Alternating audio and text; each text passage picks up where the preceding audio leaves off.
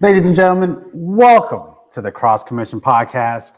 My name is Saif Fakadu, and we got a full slate here. Jake Nazar is on the line, and as is Ryan McDonald. Gentlemen, oh my God, the season's almost upon us. How are you guys doing? Yeah, it's only 2 weeks away. It's catching up before you know it. It's literally right on our doorstep. Oh, yeah. Indeed. I whipped out the calculator last night. I put together the average for the first Crosse Commission top 20 of the season. You know, we did the preseason All-America team last night. We, kind of scratched our heads, rummaged through our beards, me at least, and thought to ourselves, how can we make it even worse, make ourselves look even sillier, and try and pick who the best freshman in the country is going to be this year. So we're all ready to go. We're locked in, as the kids say. Yeah, you'll notice when we drop those, I'm going more and more conservative with my freshman of the year picks since the Cole Herbert days. Dang it, Safe! You picked the same one as me. I was like, the whole point of this was to try. I was like, why should I not pick Spencer Ford? And I was surprised he didn't. I was like, is he not going to get played? Isn't he ranked a little higher? I saw like I think he might redshirt. Okay. I was like, we did the predictions. Yeah, but it's like all the top freshmen are projected to be redshirted. Yeah, it's getting like college football now. When we did the predictions, and we started to realize that like all of our predictions are the same, and so we were like, maybe we should we won't spoil the predictions, but across the four of us, myself, the three of us on here, and Adam, we picked two national championship teams. We have most wide open year in ages, and two teams. What is it? 6 teams collectively of all of our Final Fours? Yeah, that's what I'm trying to look. It might be 5. I'm kind of Safe. Me and Safe have the same Final Four. Wait, we do. So it's 6. We've picked 6 Final Four teams out of the 4 of us. That made top having 6 teams in our top 5 last year because of the ties.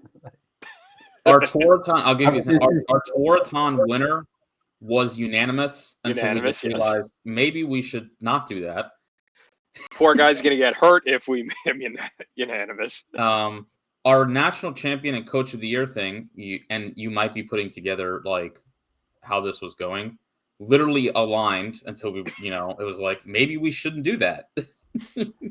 This isn't very interesting at all. Look, sports more and more days are more and more predictable. You know how many NFL previews had this panelists say the same things? How many NHL previews I heard this year where everyone just has the same 1 through 8? Look what happened. Who's the best team in the NHL this year? Right. I mean, the NFL, yes, everything went according to script, but the NHL, no. The NHL is being led by the Southeast Division this year. Yes, the Caps, the Canes, the Thrashers. Yes, that's right. The Jets were still in the Southeast Division when they moved to Winnipeg. Florida, Tampa Bay. Yeah, the whole Southeast Division. If we can workshop a different freshman of the year for Safe, or maybe me, I think we'll be okay. Yeah, please send your suggestions in the week before we go public with all. There we go. There we go. And if we upload this one to YouTube, which we still need to upload the other 2, we might get on that. What you can drop in the comments will be your freshman of the year predictions. Mm-hmm. There you go. As you drop that like and subscribe as well. There you go. Look at this. We're starting to be a well-oiled machine. Our dark horse pick. That has a little variety. Yes, there you go. That's what we're looking for here. Leave a variety. This makes me going to go back and look at last year's. This is kind of stealing, from next week's segment, but what the hell? We'll do it again next week anyway. I gotta go to Google Drive. We did this last year. We had two. We picked two across the four. We picked two national champions. Neither of them made the Final Four. Yeah, let me get these. I'm getting it up on Drive now. 2024. This is gonna Shout out to me. I was the only one who picked Notre Dame to make the Final Four. Yeah, we all picked Penn State or Duke. Whoops. No. Only Adam picked Virginia. I mean, we were on this right page of, always bet on Tillman, but we missed out on the always bet on Tiffany portion of that as well. We had 7 Final Fours. Last year we had 7 teams in the Final Four among the 4 of us. I had 1 team correct out of that Final Four. Nice. Well, last year with the Toraton, again, 3. I don't think we're doing this right. 3 of us picked Brennan O'Neill.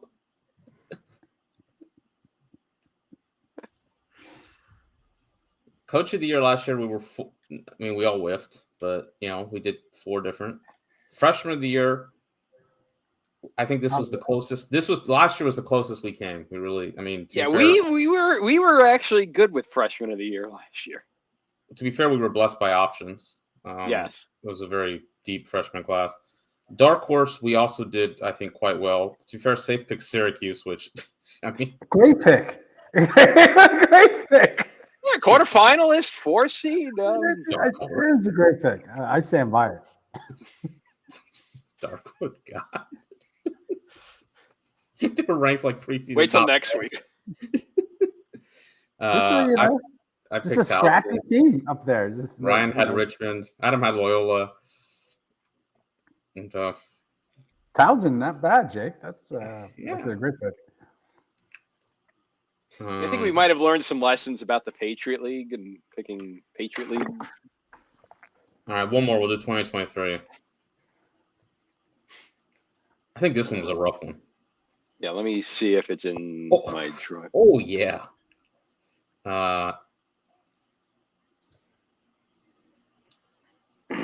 Let's see this. Picked Princeton in 20. That was the Princeton year. I picked Maryland. Whew. Ryan picked Cornell.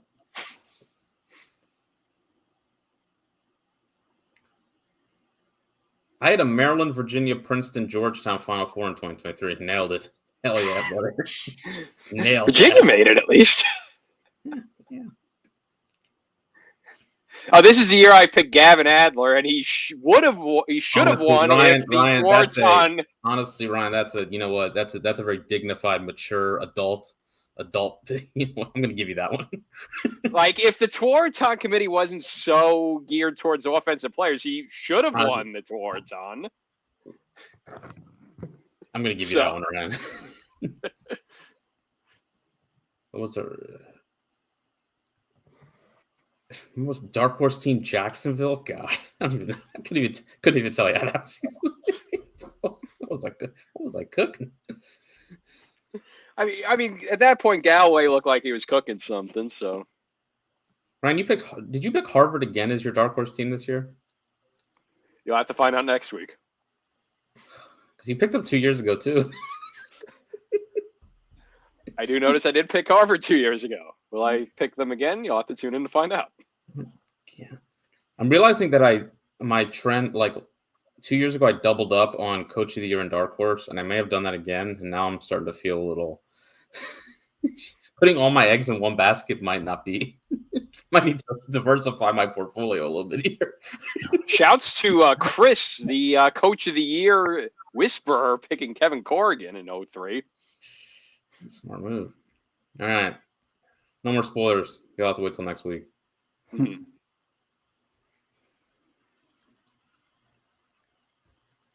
And we doing Rookie of the Year that year. I mean, I guess safes with Spallina worked. Terrible. Right. You picked a Maryland defender that played like 5 games. I picked a Navy. I picked a Navy attackman that had like 10 points. I think.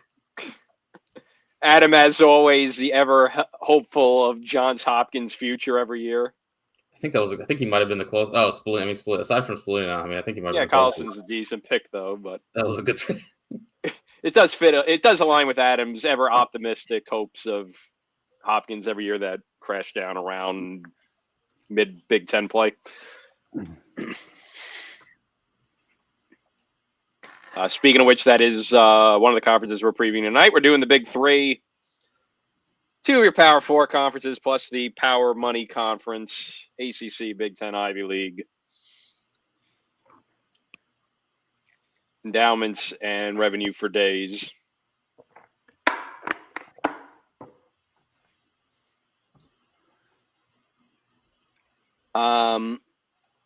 Speaking of Big Ten, you see 2026 women's Final Four is going to be in Evanston on the lake. Everyone's college football Twitter's favorite stadium.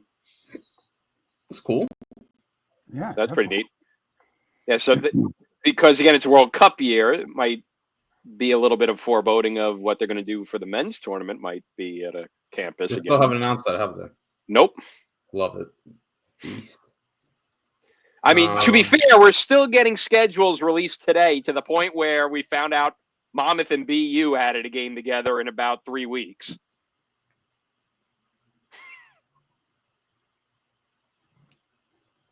All of a sudden, Monmouth and BU are playing on Valentine's Day. What's an on-campus stadium with a willing? I mean, is Northwestern? I mean, well, it helps that Chicago is not a World Cup host, nor is Washington or Baltimore. Or is Baltimore? I forget. No, Baltimore is not. Yeah, so I mean, they could, if they really wanted to, I guess they could run M&T Bank Stadium, but M&T Bank Stadium doesn't, well, that's the point with the willing. It's M&T Bank Stadium hasn't been willing in a decade to host it, so. It's true. Ladies and gentlemen, we're going back to East Hartford.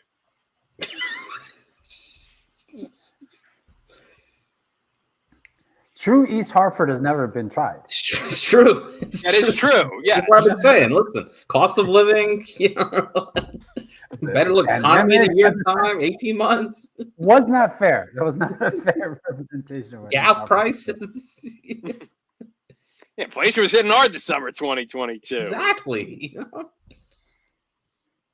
They stepped up. They stepped up and did. You gotta commend them for that. Different set of teams. They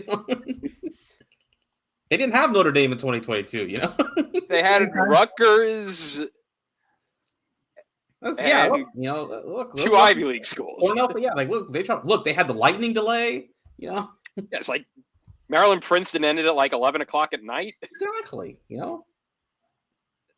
They didn't have the Dickie V, Pat McAfee. Like they didn't get all that. They didn't get the Notre Dame boost. They didn't. I don't know. Did Scott Van Pelt make the commute from Bristol, or he might have?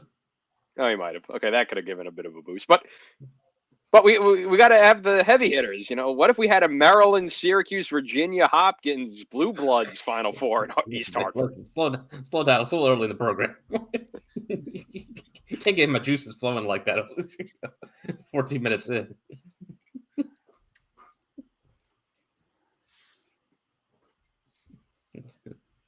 Again, an hour in, when we're talking. What do we get? We get a time machine. We do a best on best Final Four of like 2022. We could end all debates in East Hartford. 2022 Maryland, 2006 Virginia, Hopkins team, 1990 Syracuse. Yeah, let's make it a 6-team tournament. We got one of the 90s Princeton teams in. We got one of the 70s Cornell teams. Like, there you go. Build it up. Now we're cooking. 20 teens Duke. It's 24 Notre Dame. Now, Game now 24 we're Man, we could make this whole college football playoff in East Hartford man. with our time machine. That's why Ryan's And the then idea. wonder why everyone's going to be debating why UNC why one of the 1980s UNC teams got in and not the 2010 Duke team. That's why Ryan's the ideas guy.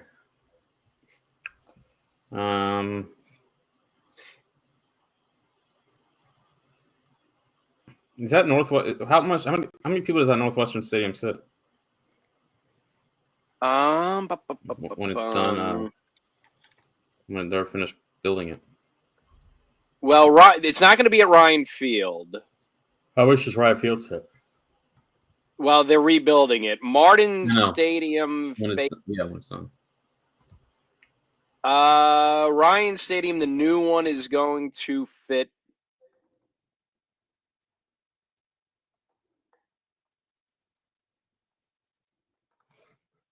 Well, the final capacity was 47,130.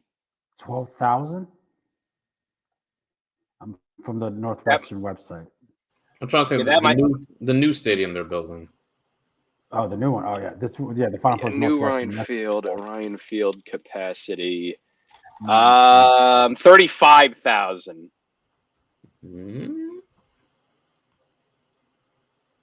When does that thing get done? 2026. What time we're talking in 2026?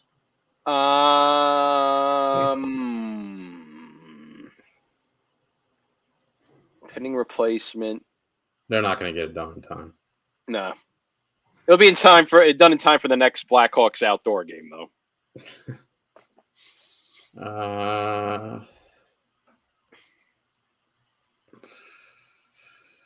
Let me just see one more thing just to keep the combo moving. It's going to be done 2026, but it's going to be probably for the they're not going to pick a stadium. They're not going to pick a stadium that's not done by like right now. Mm-hmm. What are they gonna? They gotta pick something that's Cary, North Carolina. I mean, they host both soccer tournaments every year, and they've hosted plenty of women's Final Fours as of late. So, Cary, North Carolina.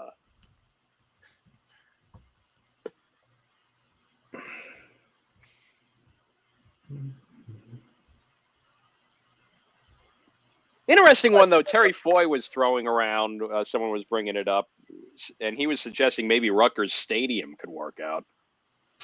Be a return to the. Do they want to do it? That's the question. I mean, look, if they wanted to do it, they should host the Final Four at Rutgers Stadium and Maryland Stadium every year.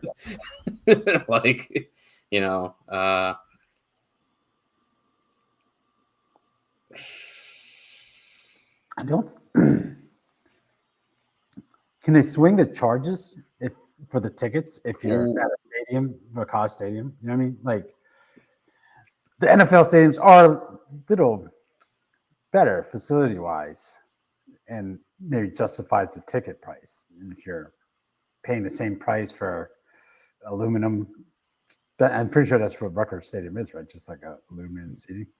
Lower the ticket prices. You don't have to, What did we talk about last pod, Jake? Get the money back. Yeah, but I mean, it's you're also not like the costs to run the event are lesser at a college stadium than the NFL stadium. The event doesn't probably the event. I mean, look, I don't know. Listen, I don't work for the NCAA, but I figure is it as cost prohibitive to run it at Maryland Stadium as it is to run it at the Link? I don't know. Maybe if it is, then yeah. That's as much if you don't make as much. Yeah. I mean, that's what I'm thinking. I mean, because it does, to rent out the building, to all that, everything. Look, we're throwing crap out there now. Could they do San Diego for women's Final Four? No, I'm talking men's. That Snapdragon. Yeah, the one they did for the the World Championship. Mm. I mean, we're talking that's out there. It's a far travel. Yeah, that's a 1 week notice to go cross country for fan bases. Yeah, probably not. But I mean, hey, it's Memorial Day weekend in San Diego. Yeah. I mean, there's worse places to spend Memorial Day weekend. I think as far west as they could really go for Final Four. Yeah, I'm thinking of like, new stadiums that have been built that are of 35,000 reasonable attendance that might be willing to, host it. Is this where my pipe idea of having MLS stadiums? Well, only issue is the MLS stadium is going to be used for training for the World Cup, Yes. more likely. So that kind of takes them all out of there because remember, it's not just a third. It's now going to be a 48 team World Cup. So you need 48 MLS stadiums. Too small.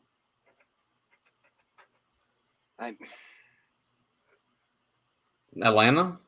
I mean, they're hosting. Thinking like Southeast. Yeah, maybe. Yeah, Nashville. I don't know why. Kennesaw State might work. How many is Kennesaw State? What does that host? Look, I think maybe Myrtle Beach could work out with Coastal Carolina Stadium. That would be kind of interesting. I feel like not a lot of lax families that go to Myrtle Beach anyway. Again, like we're talking, how much does this stadium hold? All right, let me look those up. 1, 2, 3. U.S. stadiums by capacity. So what are we thinking? I think they're willing to take a hit from the NFL to they ain't going to like. So Fifth Third Stadium only has 10,200. No. Dude, like Hartford is the bottom that they're taking here. They ain't going lower than Hartford. And yeah, Brooks Stadium is only 21,000 at Coastal Carolina. No, like.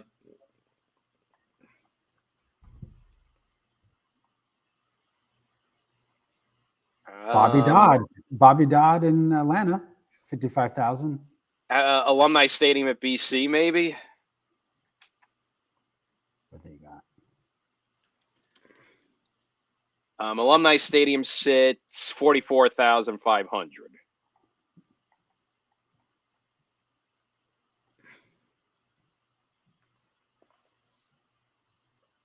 Yeah, like this thing isn't.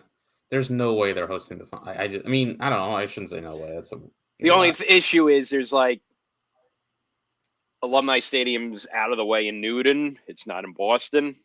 That's not Newton, but yeah. Yeah, no, they're not in a great spot here. There's not that much parking around BC either, so that might be an issue. I don't know. I think screw it. Run the JMA wireless dome. I think Terry's onto something. Mm-hmm. I don't think this thing gets past like Rutgers. I think if they have to figure something out, if they have to sweetheart this thing to Maryland or Rutgers to make them do it, I think they probably maybe do it. Mm-hmm. But again, the World Cup's thrown a complete curveball on all. Yes, like they're not in a great position. They're stuck in a rock and a hard place. But if it has to be a sweetheart, what's the look? Franklin Field? Issue is Philadelphia is a World Cup host. So even if you're doing it in a different stadium, the infrastructure for the World Cup. So I think that takes out a couple cities as well. So that might also take out BC because even though it's Foxborough, they're going to be utilizing the Boston schools. Franklin is also old. Oh yeah. I think you're looking at like if someone is willing to step up and host it, they will do it. So if one of these cities is willing to actually sure, we'll do it on like a, like Northwestern, this seems like they were willing to step up and do it. If someone new is willing to step up and do it, I think we would have found out by now. Yeah. Probably. They will do it. If not, I think they'll go to someone who has done it before, who knows how to do it, and they'll probably, say, "Can you take it off? Can you, it'll be a sweetheart deal. Take it off our hands." Because it's like I don't think the NCAA is going to, a new place that hasn't done this before and be like, they're going to want to put on a good event, an event that goes off smoothly, an event that, keeps the, reputation of this thing that, where the players and the, families and the fans are left satisfied. Everybody goes home happy, even with a bit of a hitch here. And that is, with someone who knows what they're doing. And so I think that, also, and along with that, I think you can look at teams who have done quarterfinals before. So I think they might go to like an Ohio State and be like, would you be willing? They might go to a Lucas Oil. Is Lucas Oil a World Cup site? That was the quarterfinal site. Yep. Never forget the Lucas Oil Gillette Stadium quarterfinal year. They may go to, trying to think who else. Pat McAfee will definitely be pushing that. Yeah. They may go to someone like that and be like, are you willing to, do it? But yeah, I think a college site seems, someone who's done it before. And can ensure that the event runs smoothly. So I think, Rutgers, maybe Rutgers around. I think they'll probably, if they have to sweetheart the deal, they might do that, because those are the two who have done it before, and can ensure the operation runs, pretty smooth, goes off well, no issues. Syracuse maybe could be in there too, I mean, at the Dome. Yeah, whatever ensures the event, is, as satisfying to the families and the players as, possible is, and so, like, there's inherent risk involved if you go somewhere you haven't gone before. Now, again, if someone is willing to do it, I think they'll probably do it because, money and, it's like, sure. But if someone knew, I mean, you can never rule out, someone comes in at the last minute, and it's like, yeah, sure. But I don't think that's going to happen at this stage.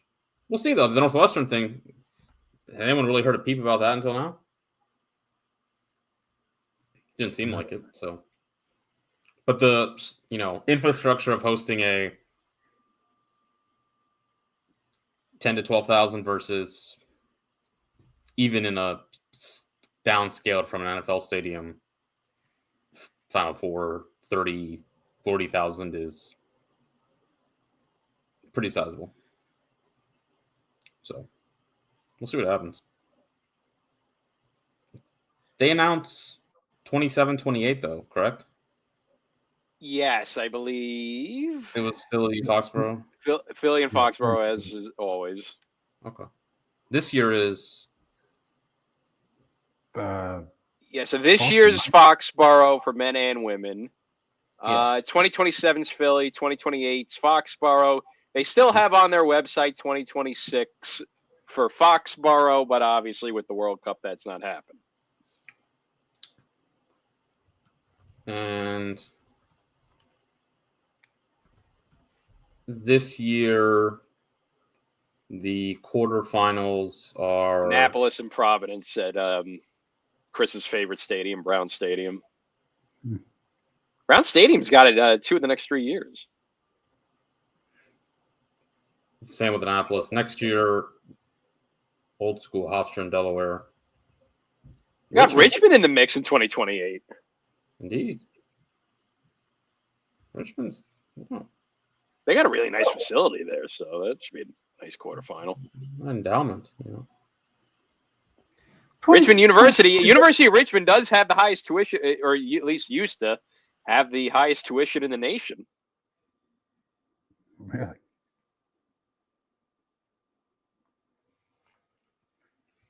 You can definitely use 2026 as an experiment year and use the World Cup as like, it was not total success, you know,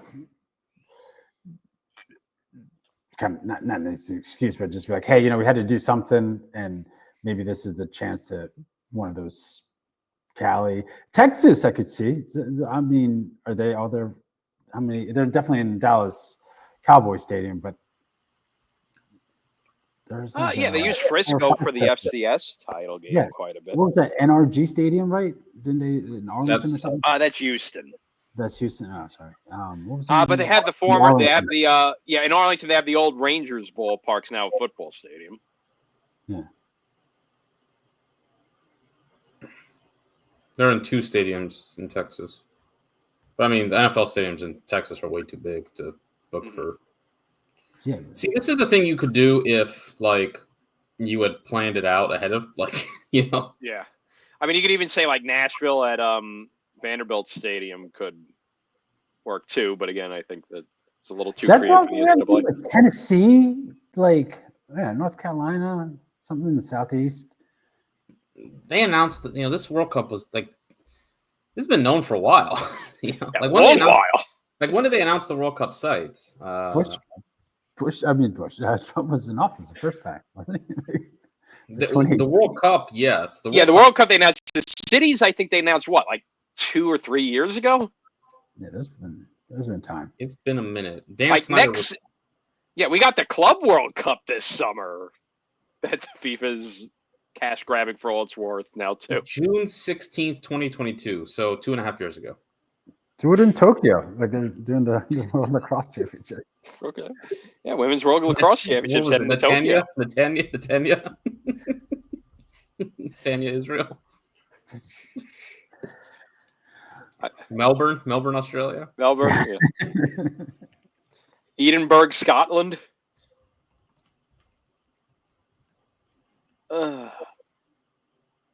I mean, Tokyo still needs to make good for that, spending all that money on the Olympics and having it all. The World Lacrosse Box Lacrosse Championships were in Utica last year. They held a UFC event there and advertised it as UFC Utica. God, that was the best when New York legalized mixed martial arts, so UFC just went gung-ho and went to every single city in New York. That UFC Binghamton. The sites of the World Lacrosse are incredible. San Diego, Natanya, Israel, Denver, Colorado, Manchester, London, Ontario, Perth, Australia, Baltimore, Bury, England, Perth, Australia again, Toronto, Baltimore again, Stockport, England, Melbourne, Toronto. Incredible. London, Ontario. There we go. We settled it all. We're going to London, Kitchener. Tapping into new markets. Growing the game.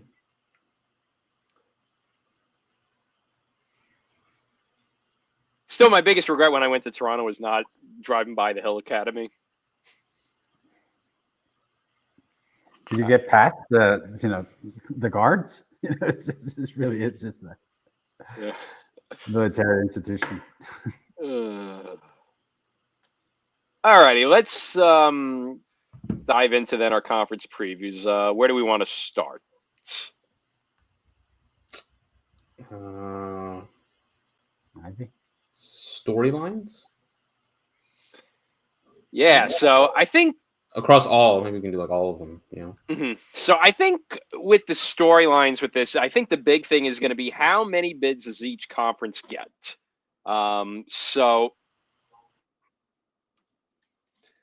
Because I think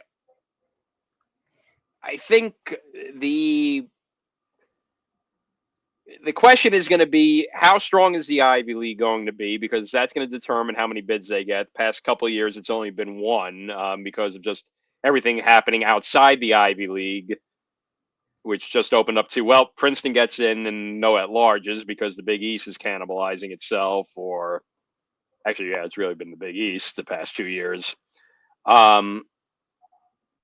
So I think that if the Ivy League's as strong as people are making it out to be, that should be at least one at large being taken up.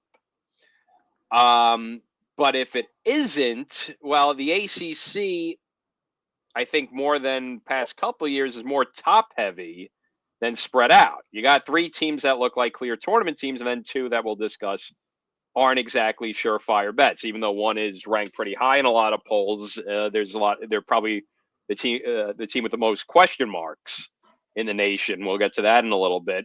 And then the Big Ten, you got Hopkins and you got Maryland, and then you got some question marks again. Is Penn State going to be able to return to form? Is Michigan going to bounce? What about Michigan?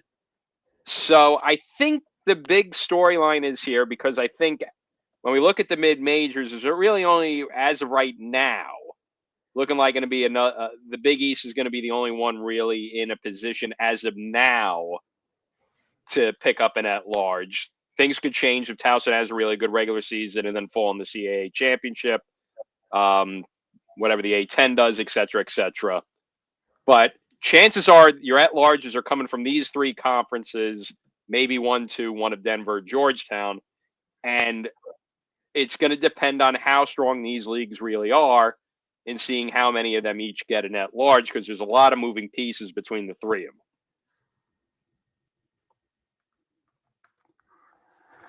My big storyline is transition. I'm just thinking of, like, especially the ACC and to an extent the Big, especially the big time players from Maryland who left. Just the names of the stars that has kind of been in our lives, kind of almost like 6 years, and it's both conferences are at the top of the game, the heap. So for the most part, be able to reload. But yeah, just thinking of like Connor, Brennan, Luke, Ajax, like just people that have just been stars for almost half a decade. Given with the COVID and the extra year, like especially the senior class last year, it's like it is a big year of transition. The end of the COVID super team era, like for the most part, like it is. I feel like maybe a return to what maybe the game was, pre 2020, but also with the loss of like so many big stars. Like it is like all sports go through this. Like NBA is kind of going through this. Yeah, the biggest stars are in the late 30s or early 40s. Throw LeBron in there, and it's just like that. There's kind of concerns like, what's that next wave of? There's a lot of potential. Anthony Edwards and others out there, but it is a question, and nothing but time will like kind of tell. Would these guys like pan out? That people are going to be replacing. And I just feel like Duke and Virginia, they both had like major losses. Both kind of fell short of their ultimate goal. But I do want to see like how they respond. Like Duke does, to an extent. Like maybe we hold it too high of a standard. I mean, they have consistently made the Final Four, even despite not winning the title last 4 or 5 years. But there is a little bit of concern. I was like, not being able to bring one home with Brennan and the super teams that they've had during the COVID, and just like it's going to be just like an entirely like new. I almost kind of have a little bit more faith in Lars and being able to like reload and get everything. Even though Duke should still get top class, I'm not like questioning the talent they're bringing in, but it's just I don't know, just a lot of questions. This new faces is like it's kind of my thing about both, especially the ACC and Big. Just Hopkins lost a major class. I mean, I thought that last year's class was the one who's going to do it. Maybe not win the title, but at least get to the Final Four. And Comp falling short. So, questions, transition. Who's going to be like, stepping into some of these big roles? So that's kind of what I'm kind of looking, especially with I'm kind of with you, Ryan, because maybe the Ivy is a little bit stronger. One, potentially, maybe even 2, like at larges. So. How will that impact the ACC and Big Ten, especially if the ACC doesn't have an AQ? So, yeah, it's just going to be a year of transition. I feel that's my big storyline.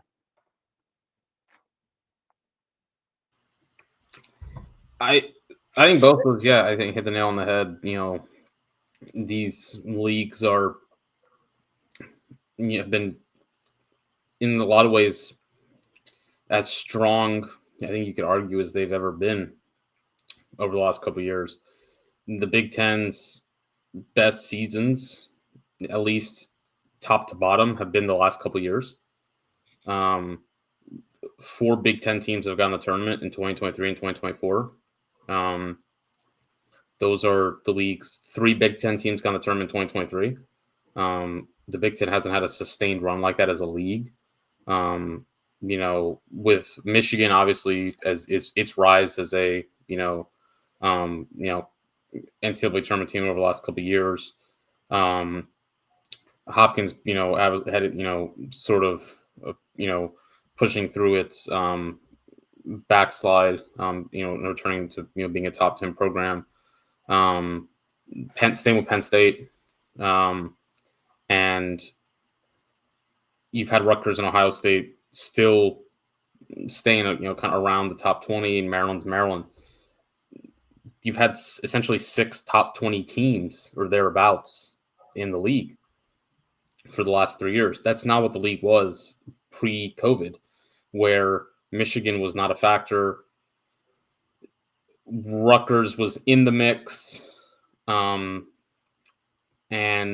you would maybe, if one of them or Ohio State every other year potentially was outside the top 20. And Penn State obviously had some of the big years in 2019 and 2017, also had some inconsistent years. The only 2 truly consistent teams year in and year out in the first 5 years of the Big Ten were Maryland and Hopkins. There were big years from Ohio State and Penn State, but the last 3 to 4 years, pretty consistently, Maryland, Hopkins, and Penn State the last 2 years have been really consistent. Michigan has been able to make, runs in the tournament. So the league's been very consistent over the last couple of years. The ACC, in terms of, it has been very top heavy over the last couple of years. It's maybe not as strong in terms of depth as it was in the mid to late 2010s, but that top heaviness has been some pretty tremendous teams, with the Notre Dame teams we've seen that won the national championship, Virginia winning a national championship in 2021.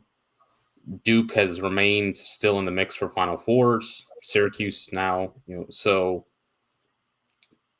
you have in these teams, in these conferences, really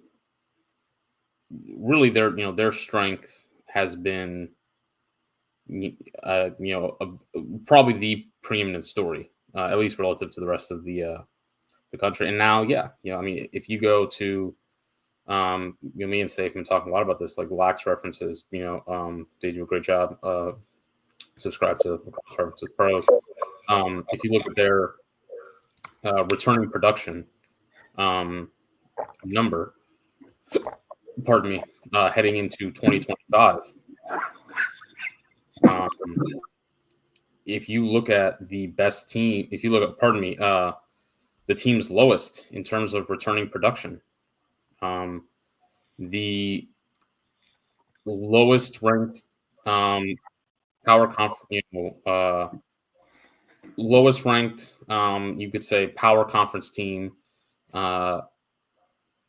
If we want to say, ACC, Big Ten, Ivy, Big East, we want to go that.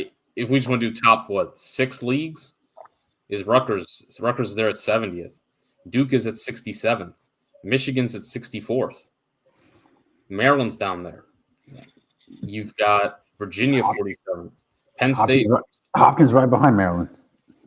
Yeah, obviously you got teams that are down there, at the bottom, really, in terms of, this, the COVID years are gone. The eligibility from the COVID years is starting to dry up, and the biggest benefactors of all the COVID stuff has been especially the ACC and Big Ten, with being able to benefit from grad transfers. And now that that's over and done with, there's a lot of holes to fill, especially in the ACC and Big Ten, but to an extent, some of the Ivies as well, because some of the Ivies were able to get some extra years out of their guys too. And the Ivies, and look, it's a balance.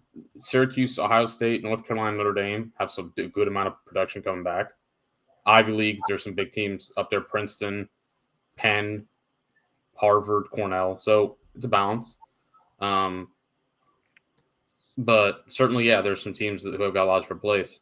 To go off Ryan's point of, how many bids do these teams fill up, and is there a kind of, I guess fracture sort of, or do these teams do these bids kind of filter out a little bit more? Every year we kind of have this, sort of discussion. How many bids these get? ACC kind of always, we sort of have this discussion. How many bids does the ACC get? The ACC on average since 2015, since the modern formation of the league, with its current construction of these 5 teams that it has averaged 4 bids. Pretty darn strong. But here's another way of looking at it. Since how many years has the ACC got 5 bids? Every team has gotten in the tournament. 2015, the first year. In 2021, the year which there was no Ivy League. That was also the year which Syracuse was basically the last team in the field. If there was an Ivy League that year, Syracuse basically doesn't make the NCAA tournament. And so 2015 was an AQ year, right? Even though Maryland left. I think they got that grace period. Yeah, I think they had a 1 or 2 year grace period. Yeah, 2 seasons. So in the last 10 seasons, the only year which ACC has gotten all 5. And look, this isn't, they're the most successful conference in terms of bids they get. The only year in which they have gotten all 5 was the year in which there was no Ivy. This tells us pretty much they're not going to get all 5. One of these teams is going to miss the tournament. Unless, again, the conference is historically strong. That's what it would take for the ACC to get all 5. Is a historically strong year from the conference. So one team is going to miss. Now, recent history would suggest that's going to be North Carolina. There is, though, a lot of hope, some belief, that North Carolina is going to be better this year than they have been in years past. North Carolina is going to make a leap this year. So, if North Carolina is better in 2025 than they have been in years past, I've had people kind of tell they think North Carolina is going to dance this year. The ACC, if recent history tracks, the ACC isn't going to get 5. They're 4. That's pretty much where they land. Usually, is 4. We think the ACC. Look, Notre Dame is going to make the NCAA tournament. I think Syracuse. I think Syracuse probably has the smallest range of outcomes of any team in the country. You could tell me Syracuse wins the national championship. I would say yes. You could tell me they make the Final Four. I would say yes. You could tell me they make the quarterfinals. I would say yes. You could tell me they make the first round, and I'm going, eh. You could tell me they miss the tournament. I'm saying no. I don't think they have a particularly big range of outcomes. I think they are a high floor team, and where the quibble is how big is their ceiling. So I think they're in. Yeah, because I think even if they have a disastrous by their standard year, that RPI, as long as they're over 500, is getting in. Yeah, probably. And I think a disaster for that team. They return a bunch of talent. If they have a disaster year, I think their schedule could be problematic because they play. There's some teams that could. Some teams on that schedule that might be. But I just don't know what disaster year. That's injuries. Get into. They have injury troubles, and I can't project that out. I'm not picking Virginia to miss the tournament. So, I think it's Duke and Carolina. That's where I'm, looking at is. Yeah. Does and Duke fall back? And that goes into my category is I think the team with the biggest question marks heading into the season is Duke, because there's your wide range of possibilities. Mm-hmm. It could be a usual Danowski Magic year where they make a Final Four with a new set of players, incoming talent. We've seen teams ahead of schedule the past couple of years. We saw it with Princeton a couple of years ago. We saw it with Princeton last year. We saw it with Michigan a couple of years ago. Teams ahead of schedule. Duke could absolutely be that with the talent they keep on racking in. But at the same token, because of how much they're losing, and the vibe kind of seems unlike what we've generally seen out of the Duke program as of late.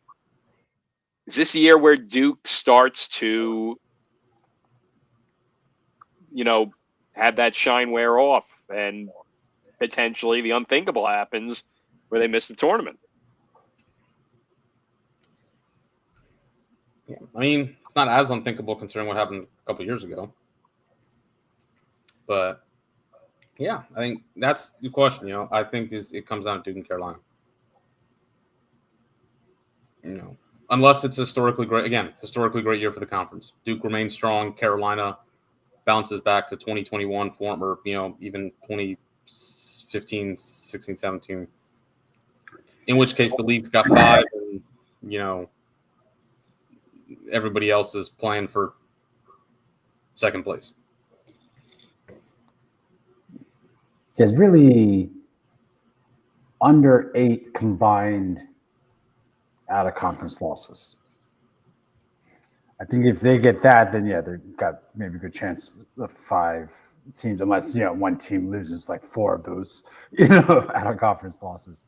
But if they can all average like 2 or fewer out of conference losses, that's what you're thinking of, like super strong year. They're decent chance of getting all 5 in. But aside from that, I think this is going to be too tough, because I think the Ivy's going to be pretty strong. Like, you got some conference games that out of conference games that I think are going to be quite impactful. That's why Ivy got that many teams in 2022. They had historically strong season. I think what was it, like 9 out of conference losses if you don't count like Brown or something like that. And even they came back towards the end by winning those in conference games. So all it starts out, we always talk about it. It's like the grasshopper and the ant. The ant's like working hard, like storing food for the winter. They're like, those are what those early seasons.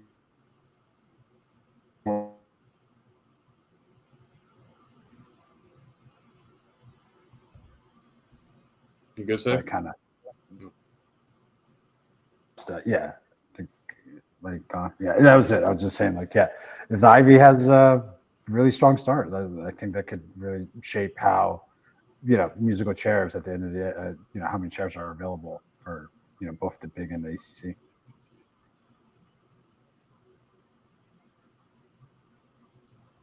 It's weird, like Ivy almost being not driver's seat, but like, I think 2022 came at such a surprise to so many people.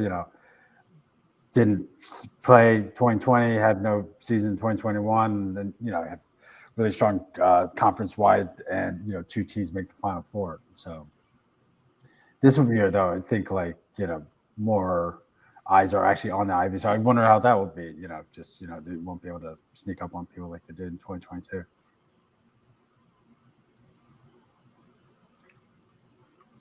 No, there's the schedule. I mean, for the Ivy League is, Princeton's got it. I mean, they've had tough schedule before. It's really tough this year. Penn's schedule is again certainly set up for them if they on the mix. Cornell is always. I mean, Cornell's been what they were a lot. I mean, Cornell has been in the last, I would say, 4 seasons. You would have to take out, it's weird because 2020, 2021. So there's 6 years across that. But in the last 4 seasons they've played, They were the last team out in 2019.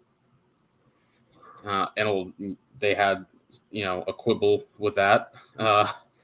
They beat Notre Dame that year. And Notre Dame went to a quarterfinal. 2021, 22, pardon me. They made the national championship. 23, they were a really good team. Kind of faded a bit down the stretch. But Saul in Michigan. Yeah, and then 24, they were the last team out again. That also, almost beat Notre Dame. 24, I think was almost worse. Probably was worse than 2019, just because every bad thing that could happen to Cornell. 2019, every bad thing that could happen to him happened too. No, for sure. I was with it. I really felt you could just kind of just see their window just closing in real time that weekend. Which is those games. The only way they could have missed the tournament in 2019 was if a Hopkins team that looked dead and buried beat Maryland twice, and then they did it. And literally, it just became I was on one in that Big Ten tournament. I was like, bring me Penn State. It just became moving piece on a chessboard. It's well, Hopkins has to be ahead of Maryland because they beat them twice. But Maryland has to be ahead of Cornell because Maryland's numbers are better than Cornell's. But Cornell should be ahead of Hopkins because Cornell's better than Hopkins. And Cornell beat Notre Dame. So Cornell should be ahead of Notre Dame. But Notre Dame has to be ahead of Hopkins because... and it all just tumbled away from them. And the same thing happened in 2024. Both the last two times. Past 2 years, everything that could go wrong for Cornell went wrong. Yes, both the last two times they missed the tournament, they've been the last team out. And the way they've missed has been a pretty insane, a series of unfortunate events.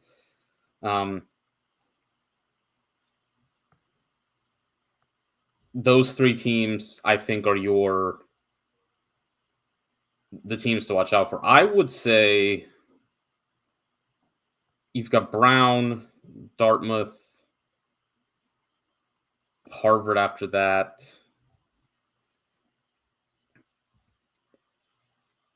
That are maybe all individually. Oh, of course, Yale.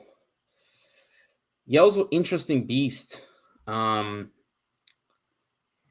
know what the offense gets Leo Johnson and Chris Lyons back. Machado Rodriguez at the faceoff dot. Interesting goalie decision potentially at play. What do they decide? Goalie hasn't been the problem for them, but they bring in a 5-star freshman in Ben Friedman. And do you maybe decide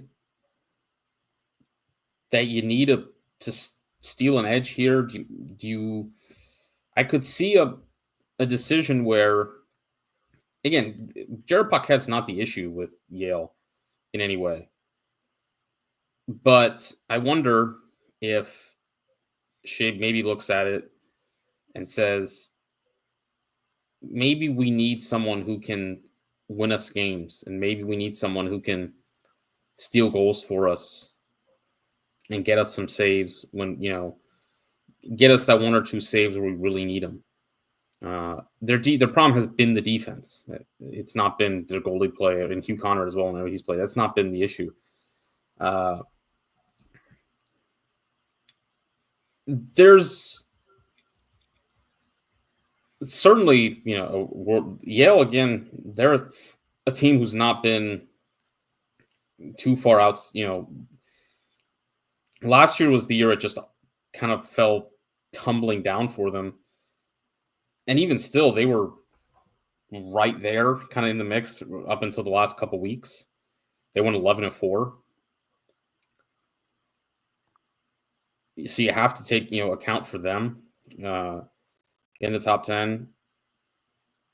You feel like maybe missing the tournament It's never good, but could it be a bitter pill that they need to reset themselves and try and figure some things out? They're going to score just a crap ton of goals in that league against their entire schedule. I think the Ivy is going to get 2 at-large bids. Princeton and Cornell are going to make the tournament. I am feeling, and it kind of the test, I feel a little uncomfortable about doing this. I am buying stock in Penn.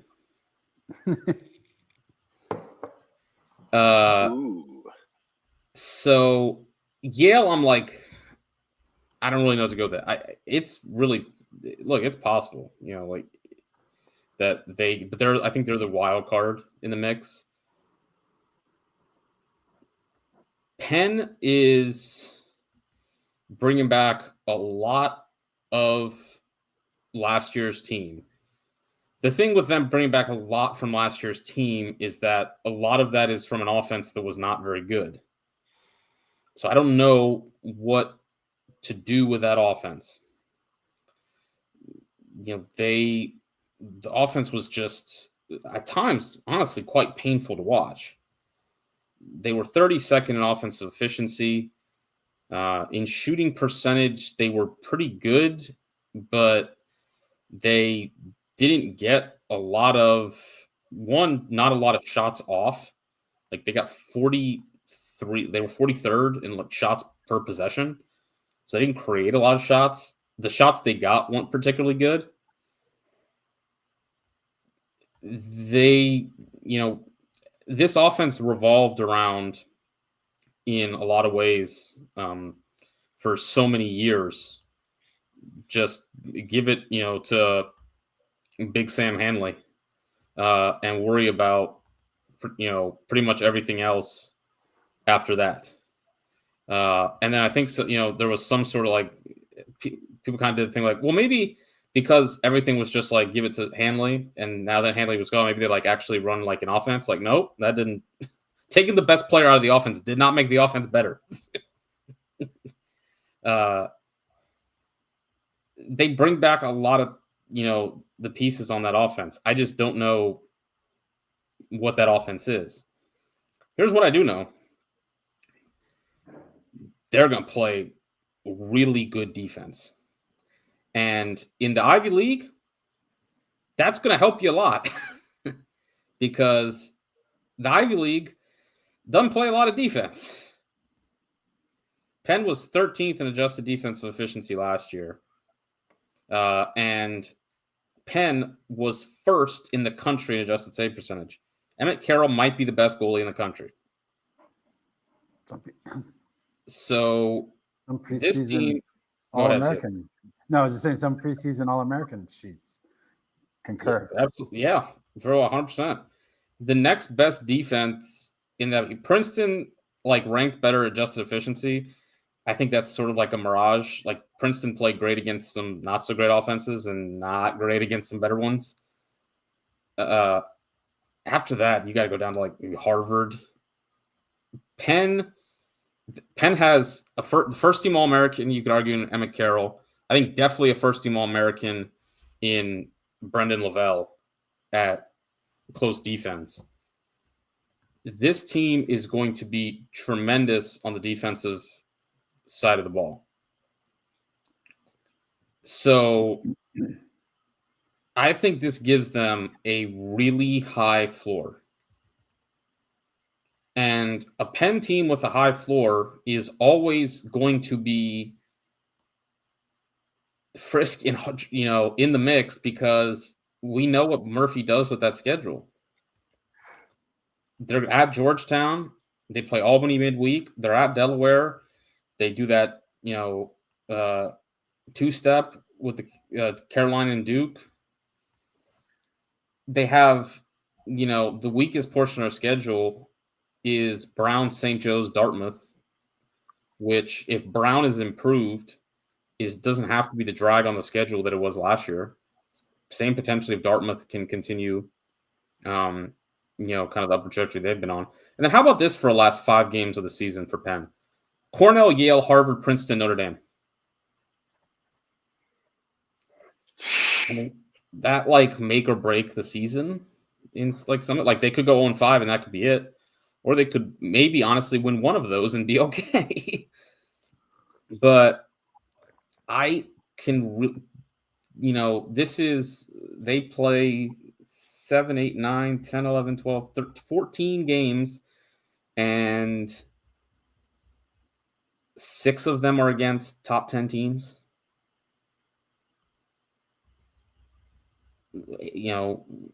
8 of them are against top 20-ish teams, somewhere around there. If Penn is above 500, they are right in the mix there. And I think they weren't quite there last year when, they were, 9-6. When they lost to St. Joe's, that was kind of the one that sunk them. And they lost to Carolina. Also, I think you flip 1 or 2 of these. And they weren't quite good enough at the face-off dot. If this offense gets a little bit better and they get a little bit better facing off, I think they could be right there. So I'm buying on Penn. I do see a world where this Penn team could be. And again, they probably even improved this schedule because they had Notre Dame. So I think Penn's right there. I think I'm saying 2 from the Ivy. I think question is it 3, which probably depends on what happens with. I think ACC's 2. ACC getting 2, 3 feels set. I think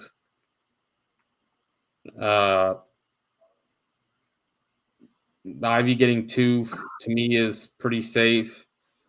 I think the Big Ten getting 2. I think there's probably 2 from the Big Ten in there.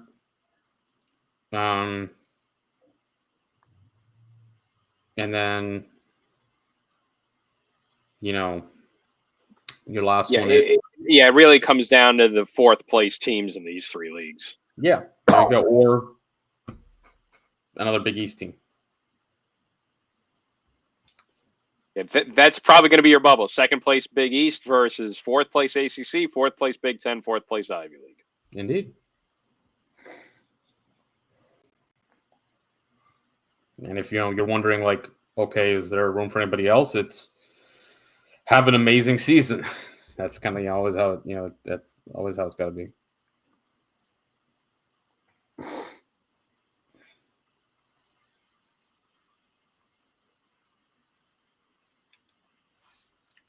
All right, shall we take a look at the favorites for each of these leagues?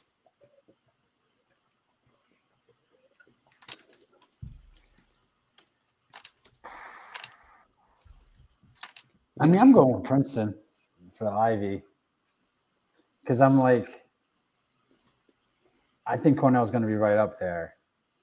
But I think Princeton's just a little better. So why wouldn't I? They've had the Ivy in a headlock since 2022, even in years where injury, slow starts, they still win it.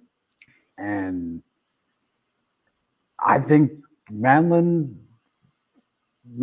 probably, this is the year they'd put it back and get back in, and it's a really strong year. And I think Cornell's going to be right with them. It may just be a repeat of 2022. But I really like that offense. I think, they're now 3-time reigning champs of the Ivy. I think that matters. I was there, Jake, and right at Cornell's stunner, in front of all. Well, two-time reigning champs. 2022. Did they not? They missed the tournament. Oh, Jesus! I'm sorry that. Remember they were one of the highest ranked teams, but they missed the Ivy League tournament entirely. What am I thinking? And then they benefited from missing the Ivy League tournament because that extra week of rest propelled them to a Final Four run. Oh, okay. Yeah, 2022 they didn't get the tournament, but they like still like making the Final Four and give Maryland for that. But I still stand by it. But yeah, I just think that they kind of, I think they edge out Cornell, and I don't have anything more than anything bad to say about Cornell. I have CJ Crosse as my Torch winner and have them in the Final Four. But yeah, I just think Princeton is going to be a little bit better, and yeah, I'm comfortable picking them. I'm comfortable with the Tigers.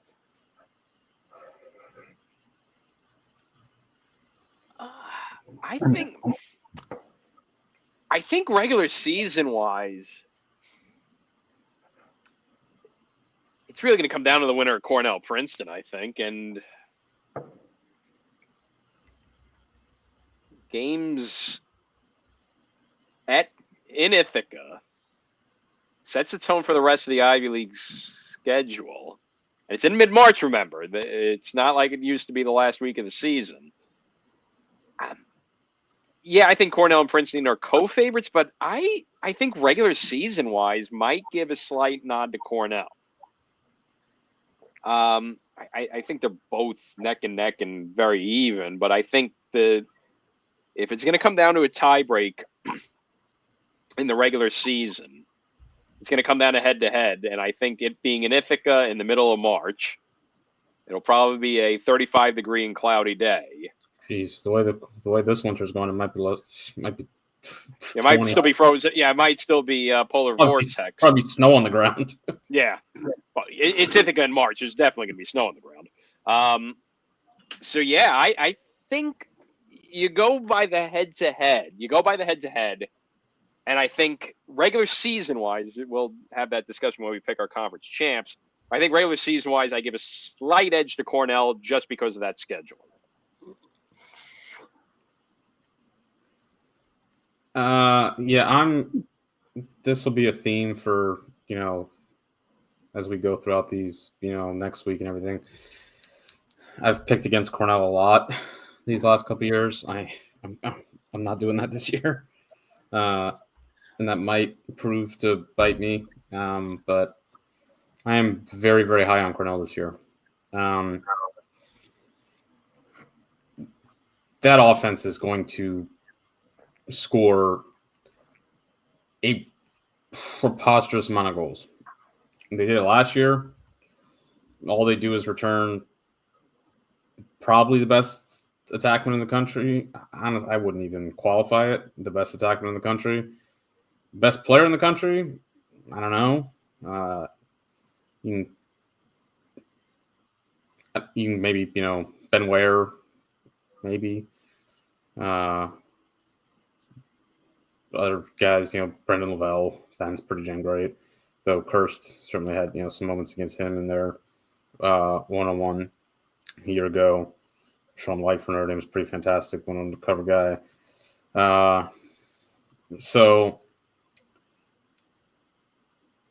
Michael Long has been at Cornell forever. He might have played with Busick. Goldstein fills out that attack line. None of those guys are comfortable cover matchups. It's just the offense. All of them are. Every guy who plays on offense is very comfortable with the ball in their stick. They keep the ball moving.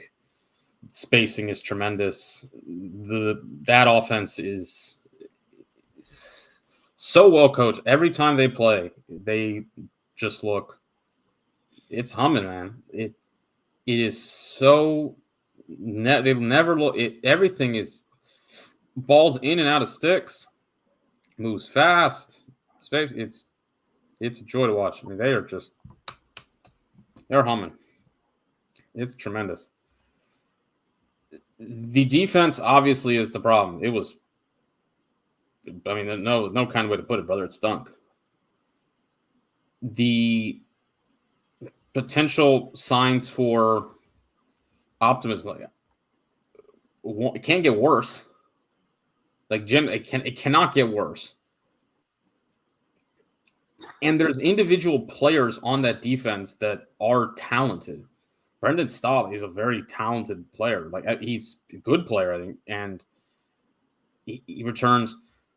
Another issue, like, I think it all just kind of compounded itself. They were terrible on faceoffs last year, so it's not a good defense that's playing, like, has to play a lot because in faceoffs. Jack Caskadin, hopefully, injury, free season. He was their big faceoff group a couple years ago. In his limited kind of time that he's seen the field, he's been very effective. You get him in a, hopefully, healthy season. He gives you a productive year at the faceoff dot, and you just give that offense more possessions. They score more goals, and you can get this defense to, you hope just like cut a, significant amount of your trips there. And you look, this Jordan teams like this, they've had good defense. Now, you can have to put a big part of that, like, to Gavin Adler.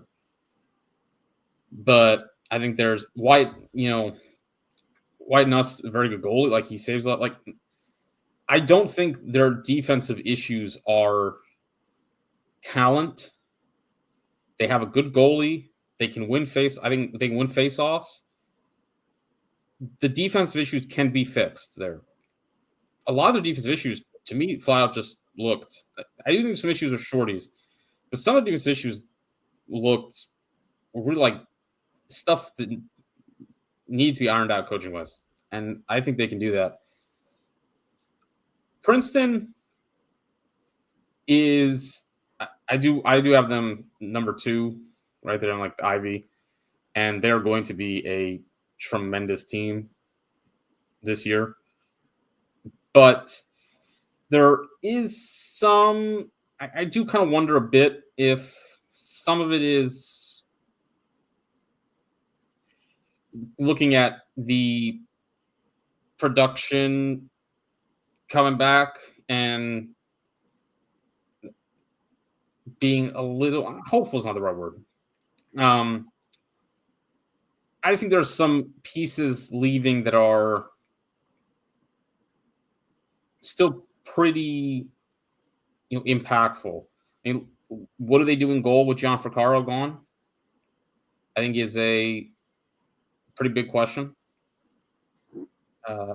Lose guy like Pace Billings, a close defense. They lose some key shorties, guys like Tommy Barnes, Marquez White. So they have some questions that I do have. They still have some key defensive guys back. Walshine, Michael Bath, in addition to the big hitters on offense, Magassi, Kabiri, so on and so forth. So they'll be there. They just lose a few more key contributors in my eyes. So Cornell's my favorite, and Cornell's my pick in the Ivy. But I think they're both top.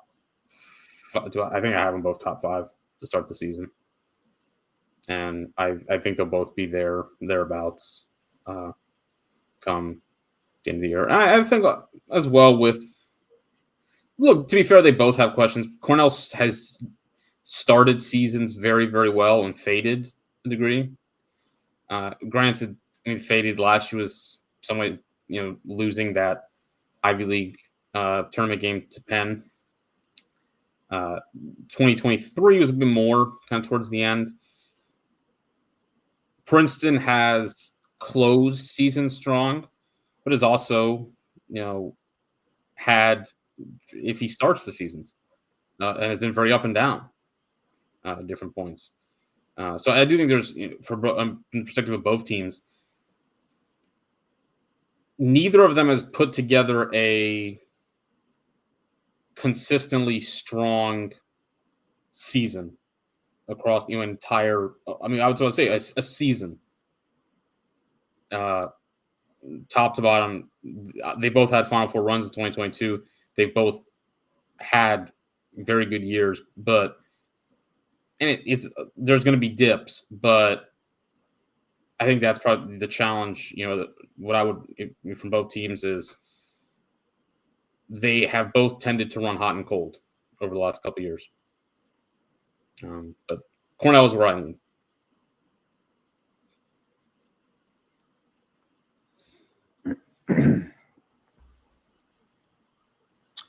I'm going with Maryland for the Big Ten. Don't really have.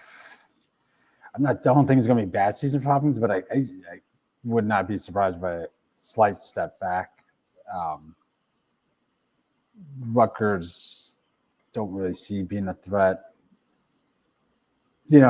Michigan, who really knows, maybe like these last couple of years, having some success against Maryland and Hopkins, even if it's in just the Big Ten tournament, maybe it's giving them like some more, confidence and stuff. But Penn State, definitely had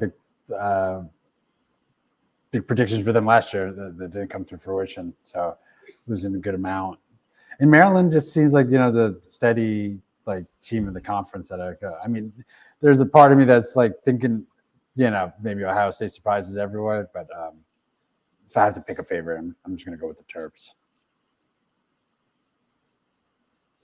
Yeah, I think when in doubt, take the safe bet. Take Maryland. Nothing in the Tillman era suggests sell stock in Maryland when it comes to things. And when you got the whole conference in transition like this, I think team that always adapts the best, program that adapts the best, tends to be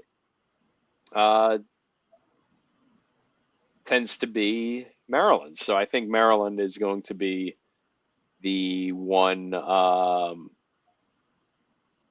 should be the favorite. They're the one that's highest ranked in all these preseason polls. Guess really, it's going to depend on how Penn State ends up being this year. They got a lot to replace, so they could make some noise. We'll see. Same with Hopkins. They've got a lot to replace, but also got quite a bit coming back.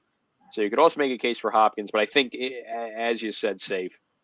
You go with the known commodity. You go with Maryland in this case, and I think the Terps are your favorite for the Big Ten. You could arguably say last year was Tillman's toughest year, and he made the national championship game. It's just an amazing season. Given.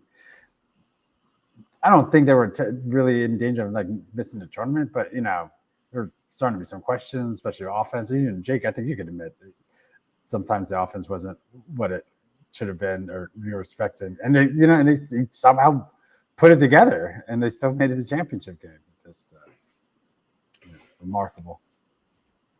No, yeah, the very fascinating couple years with the Terps. They were not able to – the roster that they had post championship, 22, clearly was not one built to kind of maintain at the high level. I think, does that point to, I think that points to some recruiting misses to some degree. They also were not as active in the portal, certainly not on the offensive side of the ball. And when you look at what the offense had been over the last couple of years, you could have critiques of that. You can also say you don't want to, and to be fair, like, look, they were in on some guys, they just didn't land them. It happens. You don't want to do that every year. You want to give opportunities to guys who are within the program, and they did. Guys, Spanos and Nurks and so on and so forth. On the other hand, there were just, a lot of more experienced guys who didn't quite deliver. So they obviously had, they've had two offensive coordinators. So many staff changes. as well. Hopefully, continuity can be established now that helps the program kind of keep things steady, and the continuity that really helped elevate the offense in the mid 2010s. Where they go moving forward is really interesting to ponder, because they've got a lot of interesting pieces on the offensive side of the ball. Matthew Keegan coming in from Bennington, Bryce Ford, Fairfield, no Armitage from Stony Brook. The big issues they've had, obviously, have been in the form of lacking a obvious go-to guy, alpha, whatever you want to call it. Doesn't really matter.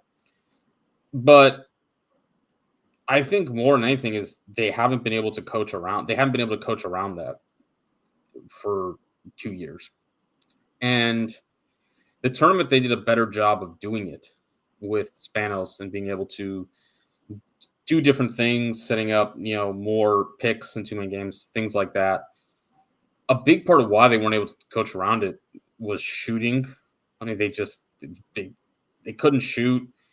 Guys were afraid to shoot. Teams didn't respect their shooting at all. Armitage's guy from Stony Brook hopefully can bring some outside shooting. They also bring in Jack Dowd from Salisbury.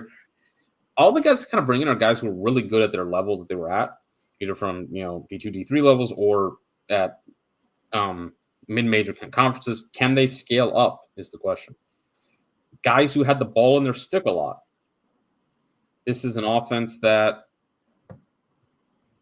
was, when it was humming, was so great at guys who all had the ball in their stick a lot, being willing to play without the ball, and keeping the ball humming, and knowing how to move without the ball, and knowing how to run an offense that was predicated upon space and timing and playing without the ball as much as playing with it. Running that offense, without it's. I think it was similar. I think I mentioned this before. It's kind of similar to watching like the Warriors the last couple of years try to run the offense that they had when they were winning championships with guys who, like young guys and like just dudes who aren't championship level players as much.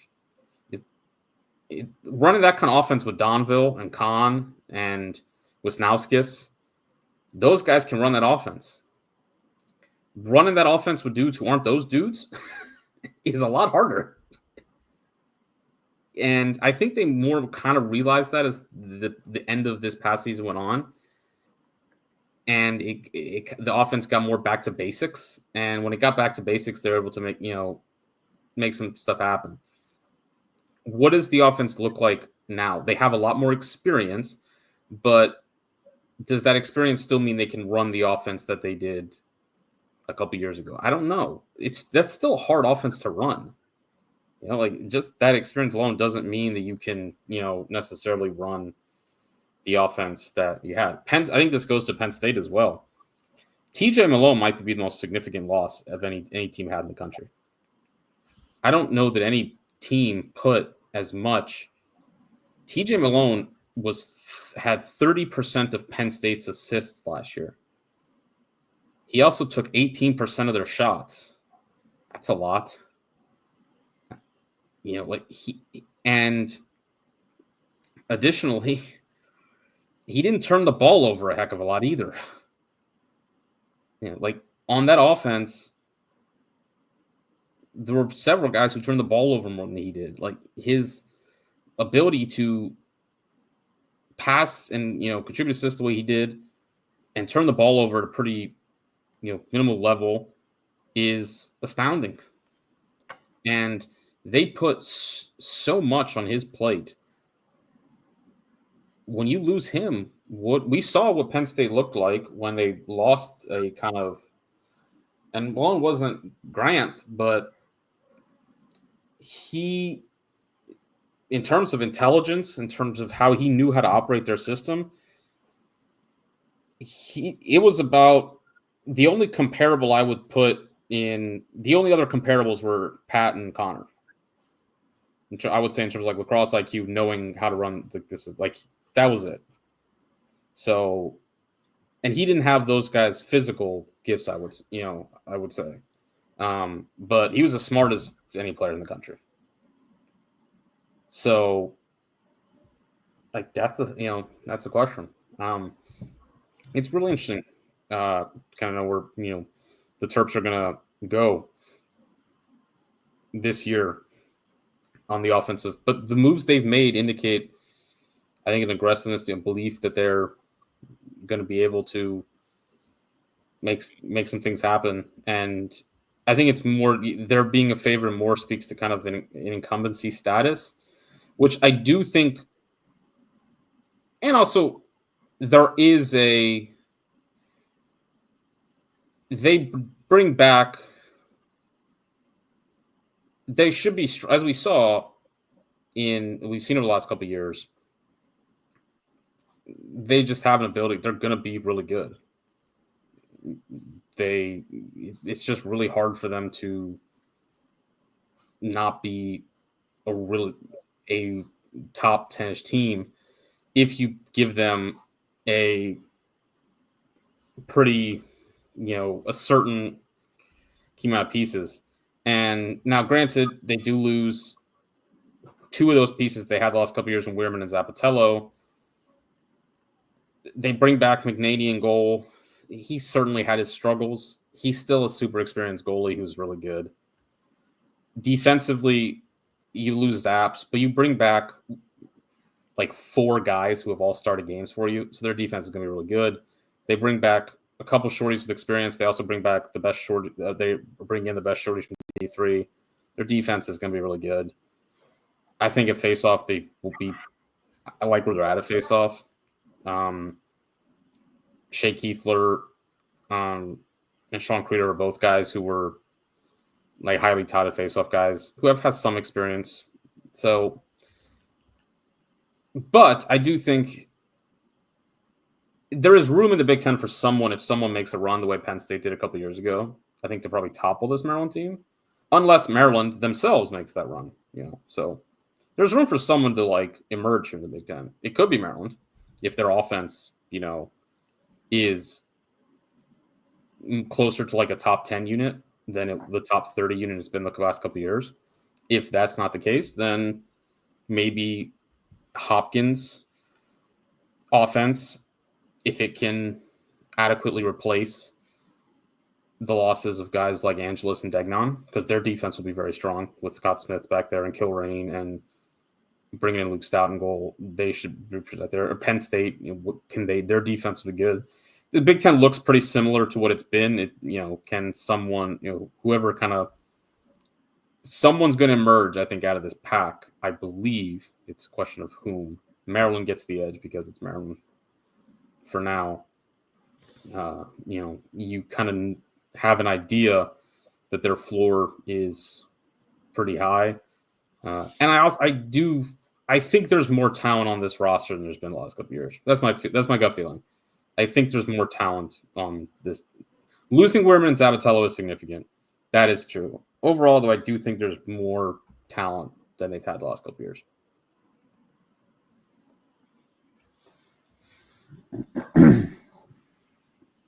Then we swap over to the ACC, and I think in terms of the race for the favorites, it's a 2-horse race with Notre Dame and Syracuse. You got Notre Dame do have some holes to fill from the national title team, but still a lot of key pieces. You got Kavanaugh, and you got a whole bunch of other cast of characters from last year's and the year before his 2-time defending national champion teams.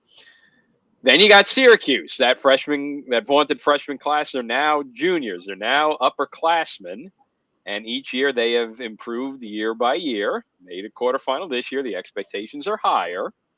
But Syracuse now in that position where they have grown to be in the title, in the hunt for ACC favorites. You do have a couple guys to replace as well, especially considering they're using the grad transfer portal quite a bit the past 2 years. But again, their freshman class are now juniors, bringing probably the most talent out of anybody in terms of returning production. So going to be a fascinating watch, and you can't and as we know, you can't count out Virginia. And as we said, going to be an interesting on the bottom end of the ACC too with Duke and UNC. But in terms of the favorites, I think it's Notre Dame, Syracuse, and it's going to be fascinating to see how that plays out as the year progresses. I'm sticking with the Irish as well, Bri. I think have the momentum of being the two-time defending champs, when behind them, pushing those sales. Yeah, they lose a lot, or not a lot, but they lose significant, especially Entman, other pieces. But I think other parts of the other members of ACC have lost a little more. I mean, aside from Syracuse, seems to Jake noted Duke's essentially in the bottom quarter in terms of returning production. I think you're going to have a situation with Notre Dame where they lose a decent amount, but Cuse and North Carolina are 19th and 21st, and most production coming back. Notre Dame's, I believe, 53rd, 54th. Where are they? Sorry. Oh no, they're actually pretty high. So actually, besides gold, they're bringing back about 66% from last year. So not going to lose as much as Duke or Virginia in terms of that. It's the best roster in the country, still. Yeah. So you got that two-time defending championships. I think they're focused on being cementing their place in history with winning 3 in a row. If possible, winning 3 in a row. I think it's Notre Dame's year until otherwise, somebody steps up. Syracuse could, if they didn't have that, bad record against Notre Dame as late, just what they're bringing back. And, I think there's a good step forward last season that, I would, in any other circumstances, be Syracuse has a fighter's chance again. But yeah, I think Notre Dame kind of running the ACC right now, and I think it's going to continue in 2025.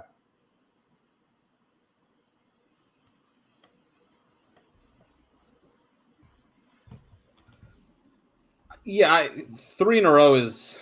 I mean, look, there's a reason. The only team to do it is, Princeton. Yeah, back in the 90s. And Syracuse. The only team to do it has either been coached by Bill Tierney, had Gary Gate, or the Hopkins teams from 1978. Yeah, 1978 to 1980. And those guys had a couple Hall of Famers on their team as well. Notre Dame is the best. Look, they're the best roster in the country, at this moment in time, which is why they start the year certainly as the favorite. And I do think they're the favorite in the ACC. Doesn't mean they'll be there at the end of the year. It's just we saw with Virginia, injuries get to you. Mm-hmm. It's a different. It's a different team.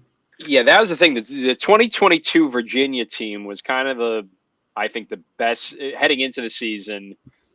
The team best primed to actually pull off the three-peat, but then just the season just got completely derailed by injuries as the season went on. I don't think there were going to be any match for that Maryland team, but they didn't really have a chance by the time they got to May with how many injuries they had racked up.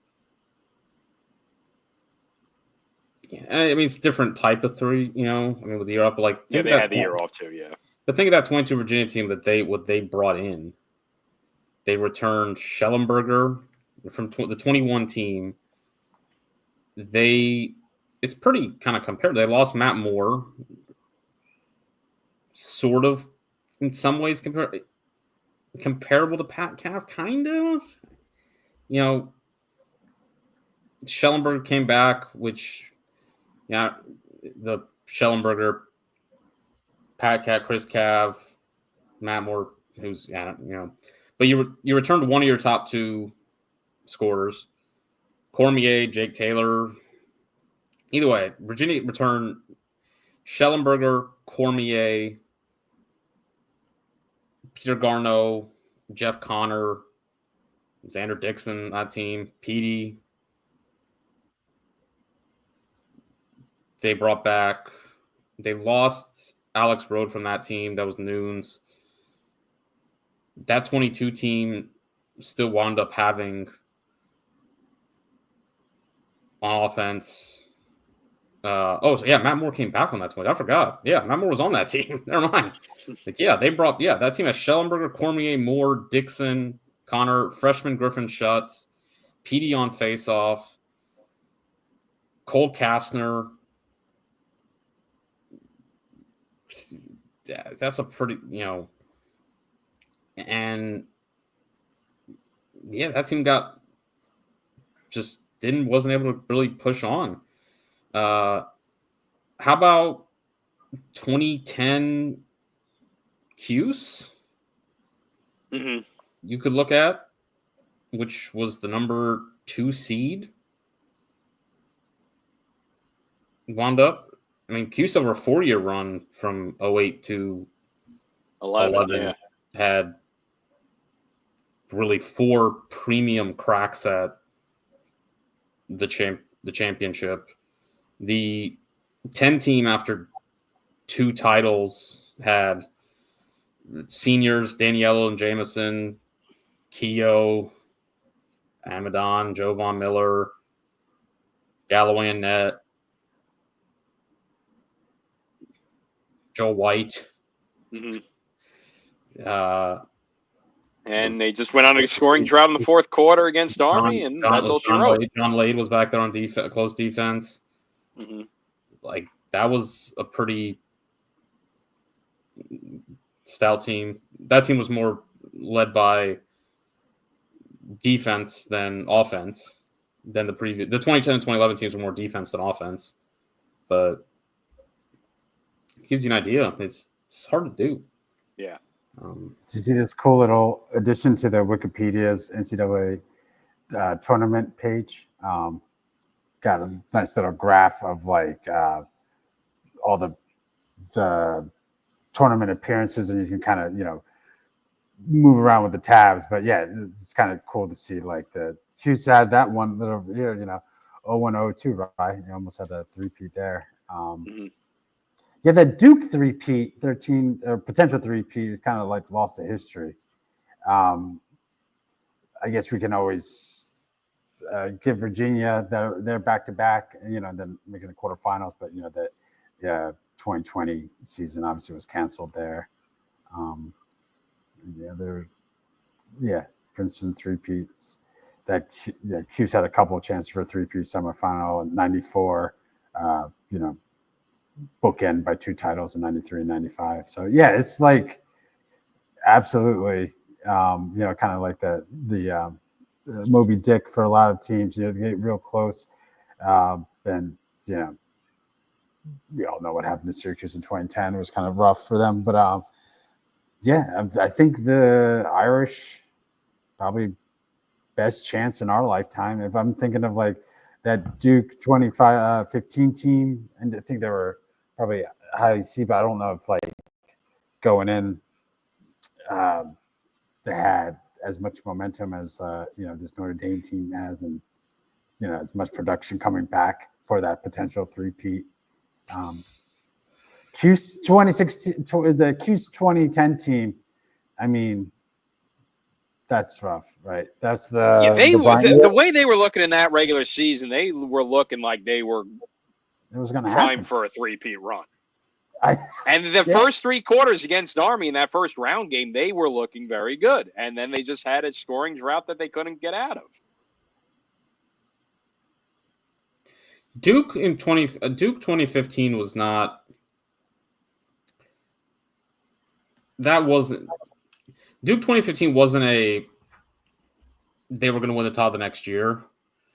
Duke 2015 though was like, if you told me then that they weren't going to win another title again the next 10 years, that would have been like, wow. They felt like they were going to own the next, Yeah, I mean, yeah, they owned the previous 10, right? They Runner-up 05. You know what happened at 06. Runner-up 07, semifinal, title 10, semifinal, title. Mm. It's not Princeton's 90s run or Cuse's like late aughts, or early aughts, late 90s run, but that's pretty damn dominant.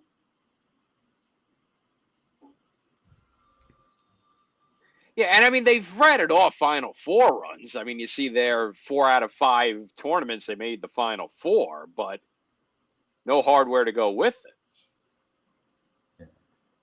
it. Pete Petro was kind of close. Semifinal, quarters, semifinal, runner-up, semifinal, title. I still think 06, if Stephen Peiser doesn't get hurt in that Georgetown scrimmage, maybe we run it back then. And then, the 07 title. There's so many runner-ups on Maryland's page.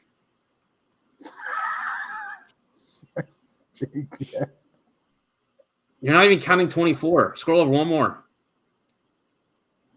Sweet. Yeah. Give me that one more. This is the Tillman run. I mean, just snake bit a little bit with some of those runner-ups, but yeah, it's like Tom Landry. It's like, or John Madden, like the Oakland Raiders.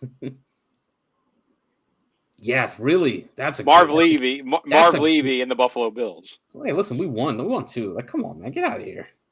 Yeah, that's true. So the Oakland Raiders are a great comparison with like the rules and stuff. John Elway and the Denver Broncos. No, the Raiders. The Raiders are a great comparison. With how much they like try and the manipulation of the rules and the just win, baby. Oh man. That's it. They're the Raiders. I found it finally. Perfect. Yeah, I'll stop sharing.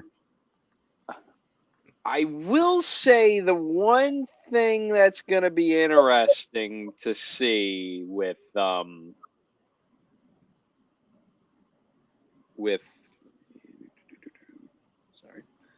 in around here. There we go. The one thing that's going to be interesting to see, though, Notre Dame's got quite a few guys that are also on the football team. They're going to be late on the lacrosse field. Like who? Faison. Faison. I mean, it's a couple of the young guys too, though. Don't they have that quarterback? Yeah, in terms of their depth, something to watch for the February games. Just throwing it out there. Yeah. I mean, Faison's the big one. That's like everyone after that. That'll be fine. Faison. College football season ending on Martin Luther King Day. Lacrosse season starting on February 1st. Make it make sense. Faison's the one, which, it'll be fine. I mean, as long as nobody got hurt, like the other one, Buckner, look, he's a good player, but Matthew Jeffries, is the number one recruit, and I'm sure like to have him, but they'll be all right. Shall we do? I'll go more than as my pick. I think I could see Cuse winning it this year. What do they play this year? That game? It's a dome? That game is in the dome, which means as long as they don't have, well, that's the issue. Syracuse always has a halftime ceremony every time they play Notre Dame, and it always backfires. I can see Syracuse. I'll pick Notre Dame. I mean, there is a path for Cuse. Certainly, yeah. Cuse. There is a path for the team that we have as the second in our preseason poll. There is a path. They got a chance. I mean, there's a path for the Chiefs to win the Super Bowl again. I think there's low-key more questions for Cuse than it appears because, like, on paper, there's more. On paper, there's just so much, coming back. Who plays goalie? It probably is. You got goalie. You got to replace Stevens as well. It's probably Jimmy McCool. But they were on Stout. So what do they do at face-off? John Mullen, probably, but that is going from taking, second face-off minutes to, can he take on the full load, full freight after you lose Mason Cone? Their offense, Stevens is, a guy in the middle of the field. Their offense last year was, we saw it as it got down in the Denver game. They need a second option. They need a second scoring option. Does need to emerge on this team. Owen Hiltz is second on the team in shot share. He's second in terms of play shares. So just how often does appear in the box score? Third on the team in terms of percentage of shots is Finn Thompson, who is very much become more of an off-ball type guy. So who is this team's next scoring guy? Hiltz as with the offense last year, the way it ran, Hiltz was their second option. And too often he was easy enough for teams to shut down. Against the elite teams in the ACC, they could shut him down. So there's two paths to kind of solving this. One, Joey Spallina takes the leap. He becomes first-team All-American dude, like one of them dudes. If he does that, everything becomes easier for everybody else. It all just filters down. Teams, I think, have found defending Spallina to be a challenge, but not one that requires the full attention of their defense. The top teams, the really elite teams. Now, granted, it's going to be different. Your Notre Dame or Duke loses, a guy like Kenny Brower. Virginia has, defensively might not be quite what it's been. Notre Dame with Sean Light, they'll feel probably, in pretty good hands. So Maryland, Ajax, off the schedule. So it's a little different. But nonetheless, I think the top teams have seen defending Spallina as something that their number one defender could handle. If their number one defender cannot handle covering him, and it is something where you really need to support that matchup, and you have to slide, and it becomes a real, you got to recover, and people are moving. That's where Syracuse's offense is at its best. When Syracuse's offense is moving the ball, and guys are getting open off ball, and the ball movement, as we always hear, when Syracuse is dodging off ball movement, it's great because the plus of their offense is the stick skills of all their guys. Every guy on that offense who plays is a plus in terms of stick skills and passing and all of those things, finishing in tight. That's the positive. They don't have a guy on their offense who can't really play with a ball and a stick. Like, or when you get them closer to the goal, they're all very good.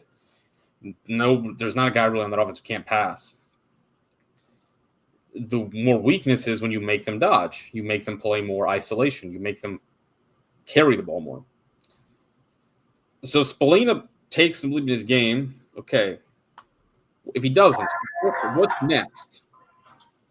I think that becomes a question in terms of their ceiling. I think you saw that quite often.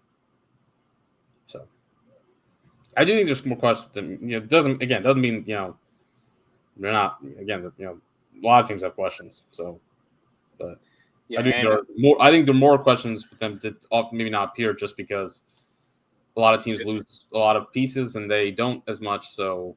Yeah, there's still questions, but they don't have as many questions as a lot of other teams do. Yeah. I think is a big takeaway.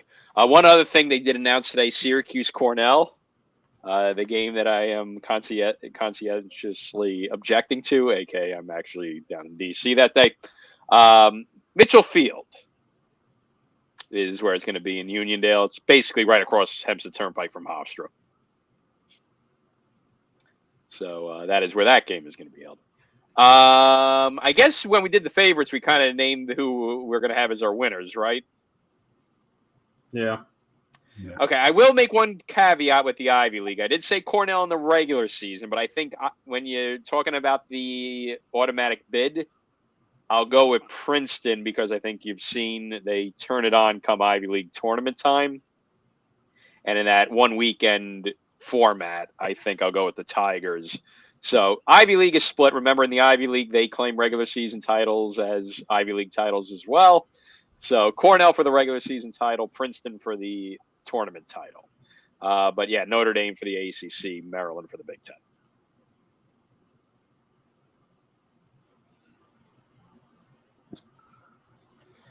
Dark horses? Again, I think the big thing is when it comes to these three conferences, it's whoever's not being talked about the most. I mean, really, the ACC, it's going to be the Carolina duo, Carolina and Duke. Big Ten's everyone outside of Maryland.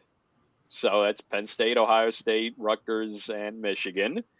And Ivy League's everyone outside of Cornell, Princeton, and maybe Yale. You can't have like 5 teams be a dark horse. That's not how that works. You got to pick a team. All right. If we're talking, I'll say. Just pick one. You don't have to pick one from each conference. I would say team I'm interested in seeing in the Big Ten is again Michigan. They've kind of been the dark horse the past couple of years, but we've talked about how progress isn't linear, and Michigan's kind of building themselves a nice higher floor for themselves, and they've been proved to be a big pain in the neck in this 6-team Big Ten tournament format. So going to be interesting to see. The Wolverines might be a team that might be on the outside looking in again, but then come into the tournament weekend and cause all havoc. So I think Michigan, once again, lying under the surface a bit, but ready to pounce. I'm going in, boys. Big Nick, he's coming back. This is it. Oh, no. I think What? it's irrelevance. Relevant. Relevant. Into competition for big. I see a Big Ten top 4 seed from. Oh my God! Big Ten top 4 seed. I mean, better than they have been doing the last couple of years.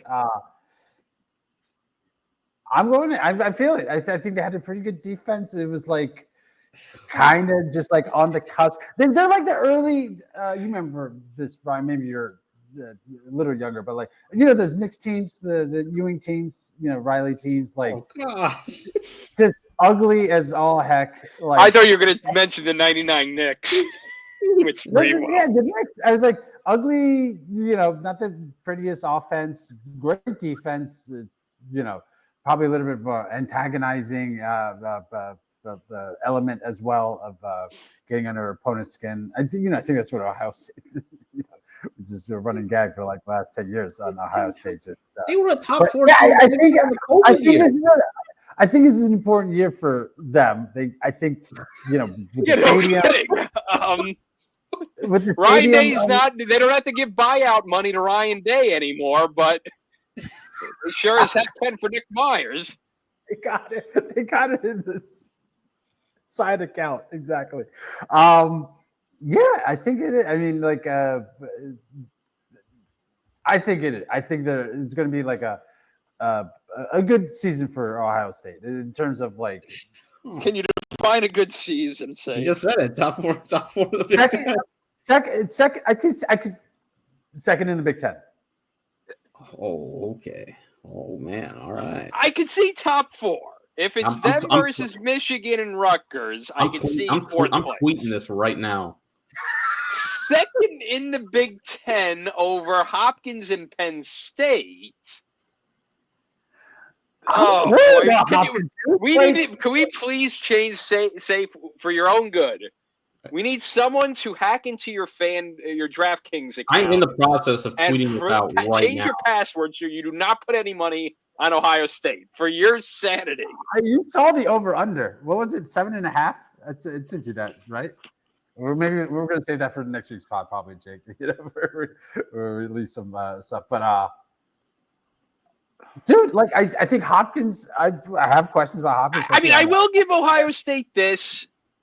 They have Virginia and Notre Dame and Denver non-conference. They probably go 0-3 there. But otherwise, they have otherwise they'll rack up wins in non-con. Utah, Detroit, Mercy, Cleveland State, and Ohio Derby, Bellarmine, Air Force. I'm still not sure what you're giving them. They should win. They should win those. They should win those. 7.5. Okay, well, I just ratted out 6 wins there, so I guess you're almost there already. Yeah. Dude, I may take that's not going to move the needle at all for anything. Sure, I'm not. Listen, I don't. The over/under on that is of no patent win and loss records like we're North Carolina the last couple of years is of no concern to me. North Carolina is also 7.5, but they're plus 125. North Carolina will hit that. Ohio State's over 7.5, but they're minus 130. The Big Ten, literally, they could win those 6 non-con games and beat Rutgers and win 1 game of the Big Ten tournament and go. They could have a losing record and win 8 games. Yeah, regular season wins. Sorry, I should have clarified that. Does the Big Ten tournament count as regular season? That's why I say I wonder, but I don't. Are we locking in this second in the Big Ten prediction? By the way, let's tamp it down to third. But no, because we're going to be like Ernie Johnson. A reasonable take. Third in the Big Ten. Yeah, Jake, do you want to play the role of Ernie Johnson and keep Post-its through the year of these bold predictions? That's a good idea. There's sometimes when the feeling hits. Hopkins 2 seasons ago.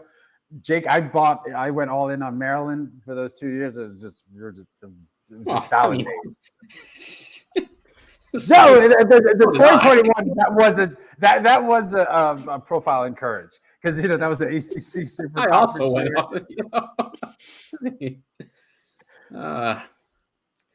I mean, I'll put Ohio State and Carolina as dark horses. I think they're kind of mirror images. Who knows? This might be the year they're finally back, or they continue to be on a downward spiral. Who's to say? We'll find out by March. They kind of, there are teams that there does needs to be some movement here. I think people are kind of pretty much at their, Myers' contract, I think he's got another 2-3 years. Bresci's, got another year after this, so we can start the conversation again next year, probably. But I think the national the bus is about ready to leave the station with these two programs. Honestly, it might have already left Ohio State, but I think everybody's about ready to, the bus is going to leave. Everybody's moving on. Like, if Carolina can't make something happen, we're kind of going back to where we were in the 2010 or the 2000s. It, as Safe said, relevant back to relevancy. These programs will approach or might be flat out irrelevancy if something doesn't happen here. I think is where you're at. This is a wide open season. You're North Carolina, you have talent. If you're Ohio State, you've gone deep into the portal again. Ohio State hasn't won an NCAA tournament game in approaching 10 years. Carolina, we're looking at a senior class that hasn't made the NCAA tournament. So, and again, the seasons are wide open. So, I think that those are two to watch. Everyone else in their league has done something within the last couple of years. If Maryland and Hopkins, if one of them has a down year, Hopkins, if they have a disappointing season, there could be some pressure. When is the Final Four season going to come? When's the next step going to come? Penn State, they made a Final Four a couple years ago. Rutgers, I think might be a couple years away from this conversation. I think there are. You can ask some questions. What is the long-term program building strategy? The portal thing, I'm not sure about anymore. And their high school classes don't appear to have been bearing fruit recently. That doesn't mean the ones they have, either this one or incoming, won't. But the talent on Rutgers roster right now, look, they have good talent, but the Big Ten has gotten better from where Rutgers was a couple years ago. Like the league just keeps getting better, and they feel like they're kind of tapping out. As Safe, as you said, they don't feel like a threat. Mm-hmm. They don't feel like they're really threatening anybody.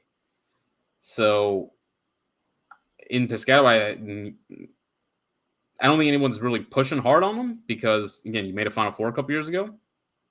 And for that program, that's an unbelievable achievement. But are you sitting on that? If you want to get back, questions should be, I do think can be asked. You don't feel like a big threat in the league right now. Conversely, in the ACC, Notre Dame is Notre Dame, Virginia is Virginia, Cuse, upward incline. Duke, there are many questions, but they have a long track record. And either way, probably there is a coaching change coming regardless in the next couple of years. There's going to be a reset.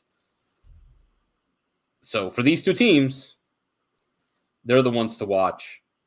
Mm-hmm. Something's got to happen here. Or otherwise, I think people are going to just be like, all right, cool. Call me when something happens, or we're about done. The conversation does move very slowly in lacrosse. It's taken a while. I think people have about hit that point with these two. It's you saw that at the end of the year with Carolina. Yeah, people with Carolina were like, "What is happening here?"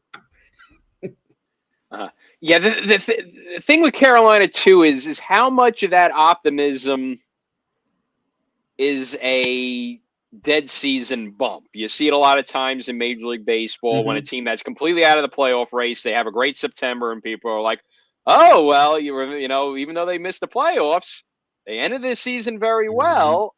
Team to watch this year." And how often does you see that dead bounce go nowhere the next season?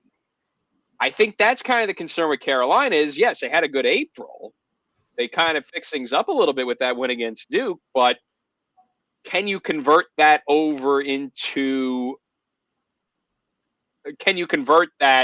to the next season? And I have my doubts about that.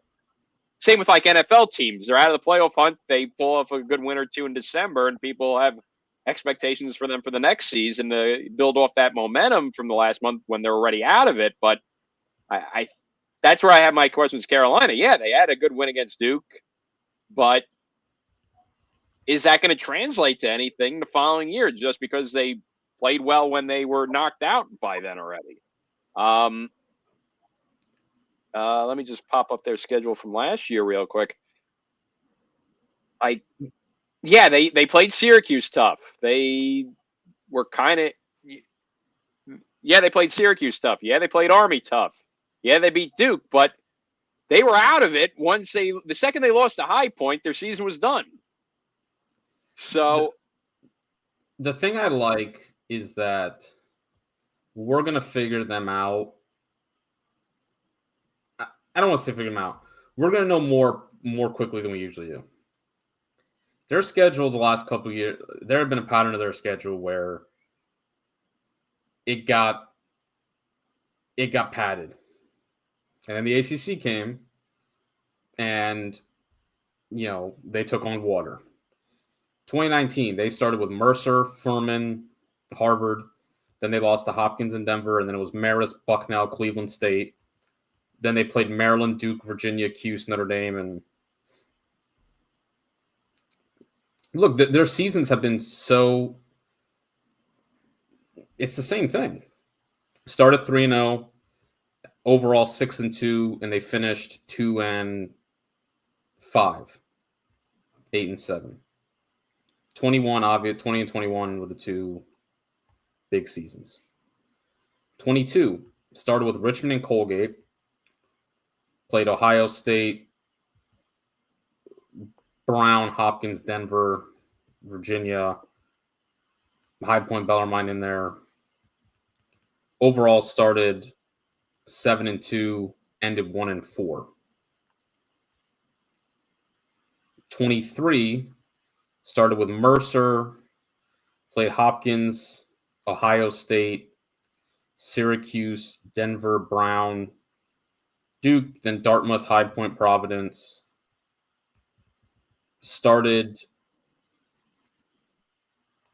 They lost their last 4, so they started 7-3, finished 7-7. Last year, start with Mercer, Fairfield, then played Hopkins, Princeton, Penn, but then had Hofstra, Wagner, Stony Brook, High Point in there, and then closed with the ACC and also had Army. So at one point they were 6-2, finished 7-7. Their schedule has had this pattern where they start they pick up a couple victories. It gets a little tough. Then they have, right before ACC play, they pick up another couple victories. And then the ACC comes right at the end and, see you later. This year, Michigan, Stony Brook, Hopkins, Penn, Princeton. Right off the bat, they're at it. Michigan, it's a tough game from the jump, week 1. That's the toughest game they've played week 1 in a long time. Stony Brook, week 2. You said, then Hopkins, Penn, Princeton. They do still have the Hofstra, Jacksonville, High Point, in there a bit. But you don't see Mercer, Cleveland State, this is a tough shit. We're going to know from the jump, right off the bat, something about this Carolina team. And I think that's good. And that doesn't mean that they're not, capable of improving from it. But if they they struggle out the gate, and we know out the gate, okay, this team's not where this team is at right now, not a contender. Call me back in 2 months, and we'll see. As opposed to this thing we've gotten into where they pick up a couple wins early on, and everyone, it's a 3-0 ACC team or 3-0 Big Ten team. People want to talk about it, and then they lose some games and they win some games again. And so Carolina's top 15 going to ACC play. Oh, well, we'll see. You're gonna play Michigan. You're gonna play Hopkins. You're gonna play Penn. You're gonna play Princeton. If you are 3-2 after that 5-game stretch, you're a pretty good. You're a top 20 team. Legit top 20 team, not the. Well, I don't know who else to rank, so I guess I rank Carolina. If you're 2-3, you're probably the. Well, I guess I'll rank Carolina. If you're 4-1, you are a top 10 team, and if you're 5-0, they're a squad. And doesn't mean that they're out of it if they're really struggle. But we won't have to consider them again until the end of that season stretch with Army, Virginia, Duke, and Notre Dame and Syracuse.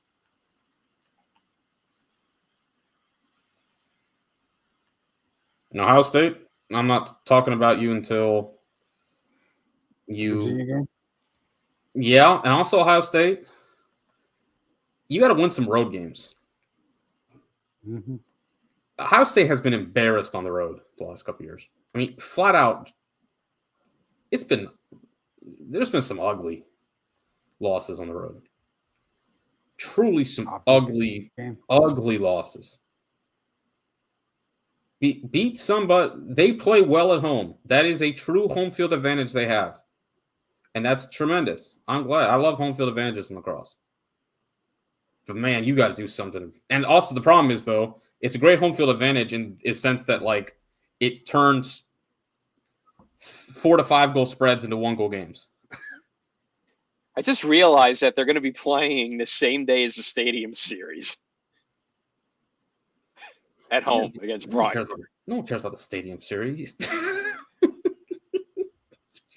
Remember the game that we were at Baltimore, Jake? Was it 2023? Was that they played Hopkins? Yeah. I wasn't at that one. Just speaking about bad road games. You and Adam were at that one. I don't think I was at. Was I? I think right, didn't we? I thought we were. No, I was at the Rutgers one. You were. I think I was at the Rutgers one. Adam was at the Ohio State one. Yeah, wasn't that the homecoming game for you guys, the Ohio State game? Oh, maybe we were watching it on TV then. But I went to the Rutgers one with you. Yeah, Rutgers game with you. Yeah, but that was the 17-8 game against. That was awful. Blew them up. They need to win. They need to win some road games. But yeah, last season when they played at Ohio State, it was a 1-goal game in overtime. So yeah, they're just a different team at home with that crowd and that it was a great venue. It's loud. The fans are so on top of you. Playing on the road in the Big Ten is awful. That's a bear. And it doesn't help that they got some raucous environments they got to go to. They got to go at Penn State. They got to go to Homewood. And the game against Michigan is in Ann Arbor this year. You get Maryland at home, but it's Maryland. They'll probably lose by 2 and try to start a post-game. Dog, that game is going to be. Oh, that game's going to be It's the first game since the home game since. That's the first game in Ohio State since the glove. Yeah. Since the glove, yes. Right? That game's going to be. That's going to be wrong. Depending on the alignment of how you get a Big Ten, schedule, how it sets up, it can be just brutal, dude. Yeah, you would. No one gets it true. The worst it could be is probably. I'm just looking at who's got Hopkins. I don't know if there's a hypothetical at Penn State, at Hopkins, at Maryland schedule. It's at Penn State, at Ohio State, at Hopkins. That'd be the worst. Or maybe at Michigan. That might. At Hopkins is very tough, but the weather could be decent.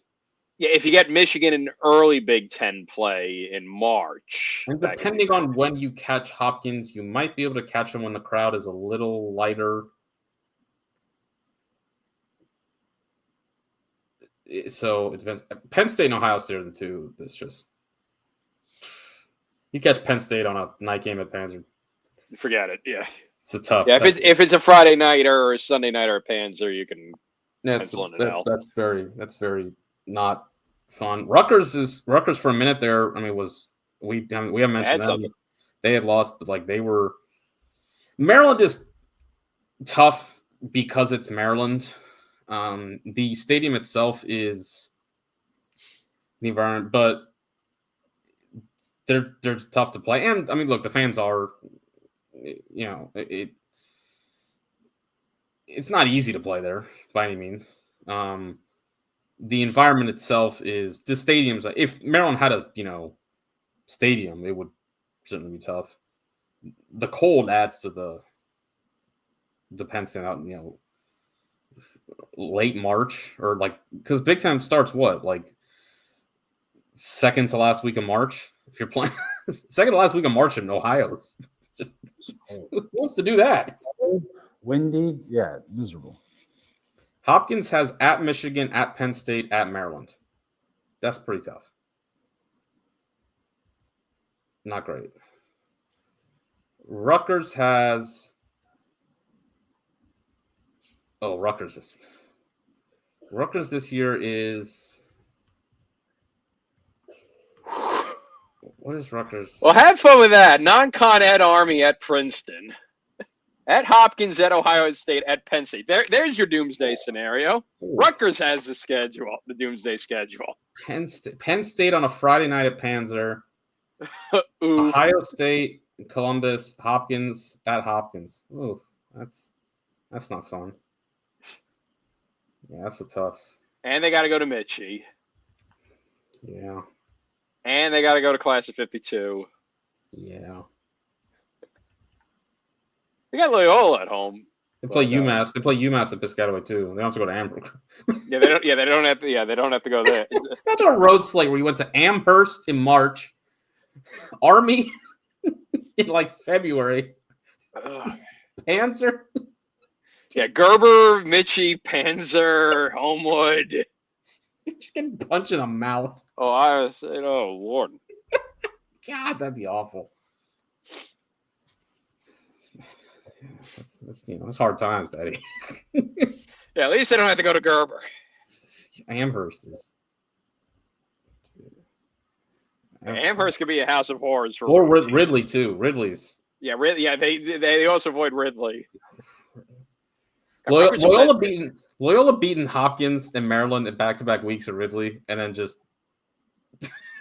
it's one of the alt. Patriot League, baby. That's something else.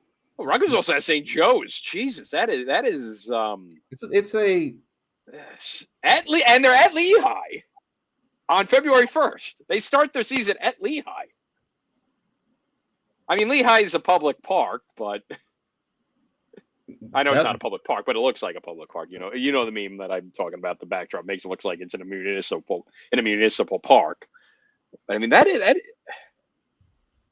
Bethlehem, man. I remember that Lehigh when Maryland played Lehigh there for the tournament in 2012. That was wild. That was one of the great first round environments. I don't recall. Rutgers' schedule. Last year they started with Lehigh. They got LIU, Stony Brook. They've dumped Hofstra for St. Joe's. No. And they dumped Detroit Mercy. They swapped Detroit Mercy with St. John's. I mean, it's an upgrade.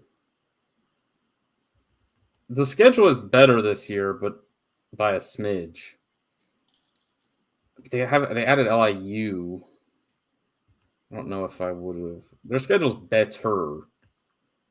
I don't know if I would have. As Safe says, the leaner you can get it, the better. Michigan's is improved as well. They swapped Virginia for Carolina, which could be a downgrade, but no More winnable. Potentially. They've still got Notre Dame in there. I think they might have Duke in there as well. Yeah, they got Duke in there. They bring back Harvard. So they got to make 2 separate trips to North Carolina. They got UNC on the 8th, but then Duke on the 22nd. These North Carolina teams are starting, some Cuse level abilities to not have to leave the state. Kudos to them. Let me just see if that's neutral site or not. Towson and Virginia are playing in Texas. Yeah. Right outside of H-Town. No, yeah. Just to confirm, Michigan, yes, 2 separate trips to North Carolina in a 3-week span. And they sandwich that with a game at Hobart. They are voluntarily going to Geneva in the middle of February.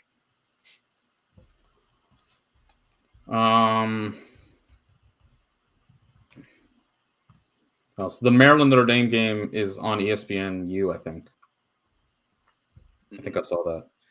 Yeah, I think that's on ESPNU. I think that they've revealed some windows of ESPN Plus games, and I believe there's an ACC network game on the 15th of February already confirmed. They didn't say which game, but it looks like there is a window for that on February 15th, which would mean it would be could be literally anybody. Yeah, it could be St. Joe's Duke. It could be Richmond, Virginia. Could be Maryland, Syracuse, couldn't it?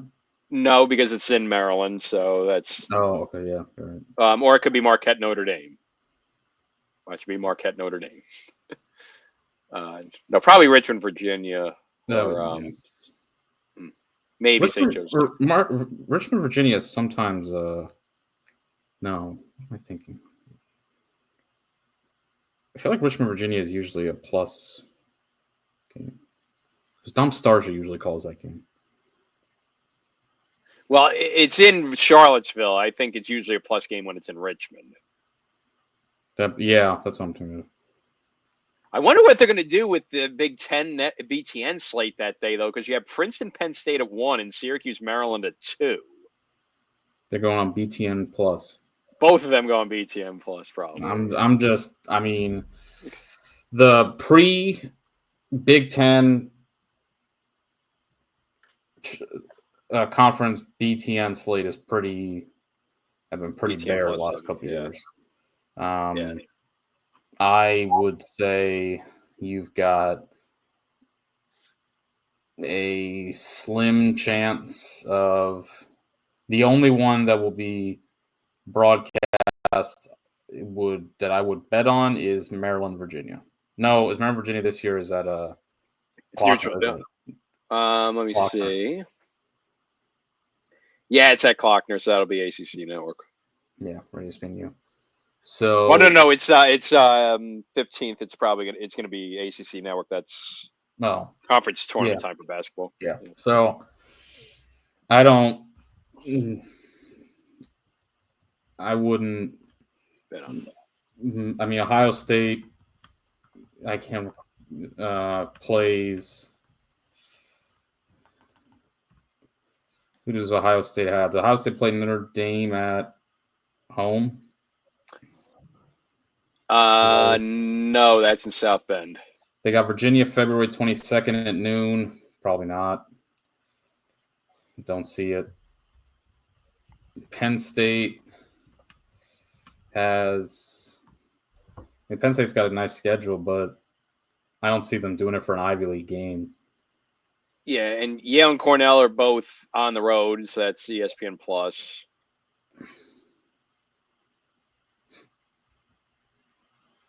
Yeah, 1 Yeah, p.m. game. and then as I was saying, Princeton, Penn State, and Syracuse, Maryland are too close to each other in the time as well, so they won't run a doubleheader. By the way, I do love that the Syracuse schedule, there's not a single game with a time slot made yet. It's all TBA, the times. Maryland Syracuse is your only hope of a there's a slim chance Maryland Syracuse will be on BTN. I'm not 2 p.m. is a little later in the day, so maybe like a 2 p.m. game is feels like a maybe a BTN. I'm not. Well, the issue is now they've got even more basketball inventory than ever before now that they've added the 4 West Coast teams. So exactly. Now, granted, those teams are a little later, but yeah, I'm not exactly feeling. Oh, here's one. Michigan plays Notre Dame in Ann Arbor on March 15th, but that's conference. March 15th is conference tournament, isn't it? Well, it's on CBS by then, the Big Ten tournament. Okay, March 15th, Michigan Notre Dame might be a BTN game. Maybe. But doesn't BTN still have the NCAA women's hockey tournament rights because Wisconsin and Minnesota the only again? teams that win it. The chances here are 10% or like they're pretty slim. We're giving you some hope. I'm just telling you what games could be on. Those two: Notre Dame, Michigan, and Maryland, Syracuse. I'm not saying it's likely. I'm saying it's pretty. I think it's a maybe. Slim maybe. All right. I think that'll just about do it. We had a couple questions. Oh, we do have questions. All righty. Let's hear them.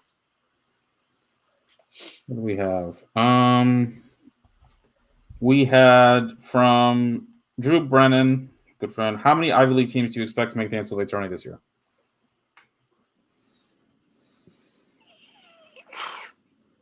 3 if you don't have the nightmare scenario that's occurred the past 2 years. 2 if all hell breaks loose in the Big Ten, Big East. Or if a mid-major favorite that's a lock loses their conference tournament.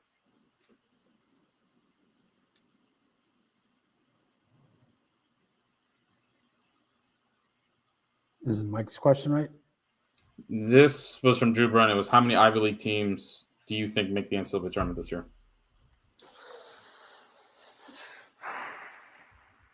I'm only going to go with 2.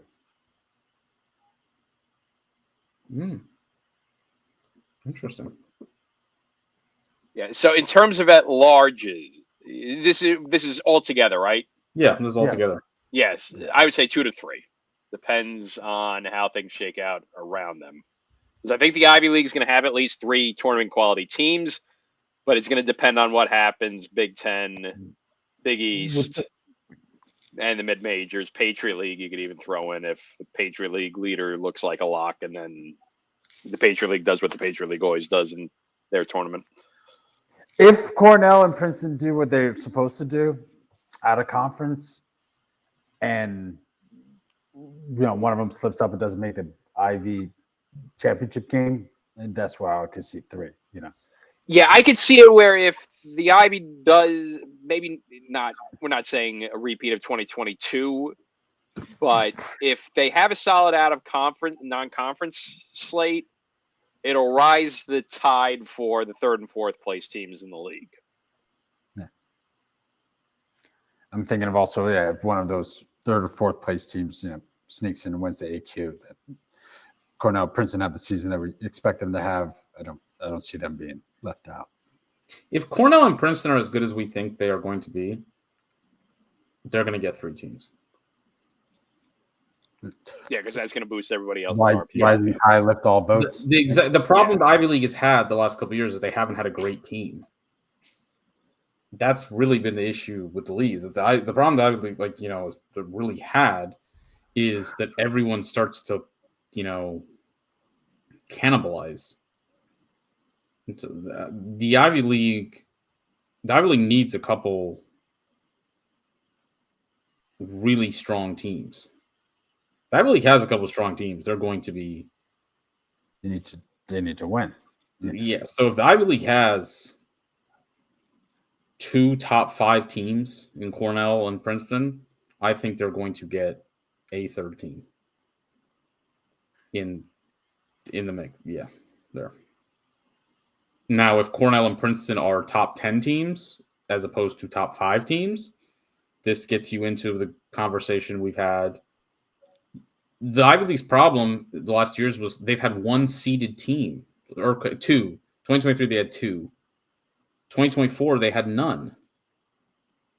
This is in 2023, their 2 seeded teams were 2023 they had 1. No, Princeton was on the road. Yeah, Princeton on the road. Yeah, they have 1 seed. They've had 1 seeded team the last 2 years. This is the issue. And Cornell faded 23, which left them as the 8th instead of being a top 5 team.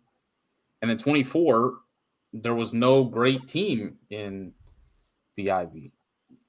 You need a great team in the mix. Maryland's in 22. Maryland was great, and the Big Ten still got 3 teams.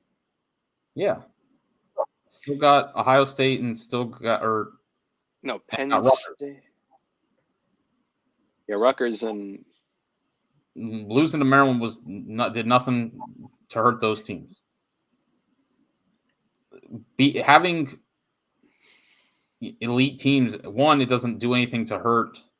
If you can beat them, obviously it's a quality win. But it doesn't do this sort of pinball if it were one top 10 team beats another top 10 team, and they just kind of mutually assured destruction each other. No one emerges. The ACC is a great example of this in 2023. 23. They had 3 teams get in the tournament. They were the 3 best teams. They all just beat each other. Like they all beat everybody else. And they were. It was fine. Like because if you are, and if literally in 23, who was the last team in the tournament? 23, I think Princeton was the last team in. If Carolina or Cuse had beaten one of those teams like one time, they would have been in the tournament. Because that's what the strong teams, that's what you need. Having the Ivy League's had, for 2 straight years, they've had 4 teams anywhere from 8th to 15th. Well, that doesn't do anything for you. It's nothing. But if Cornell and Princeton are both in the top 5, and then you have Yale and Penn and in that 8 to 15 range, well, you should be pretty solid. Because ideally, one of Yale or Penn can get a win, and just kind of beat the other and split off, and there you go. So, I think it comes down to how good are Cornell and Princeton. That League's been good. That League's been good the last couple of years. It hasn't been great. That's been his problem. It suffered from a lack of great teams. If it has great teams this year, it will be fine. It will get three teams, and maybe more than that.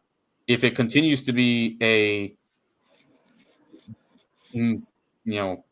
glut of just good teams, it's probably going to be stuck at 1 or 2.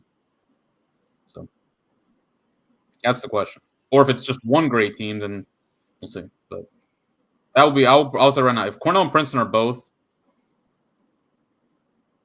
top 5 teams, I'd be shocked if the Ivy League only got two teams in. That'd be really. I'm struggling to think of a league where, because the Big East last year got 2, but Georgetown was not a top 5 team. Georgetown was a top 10 team.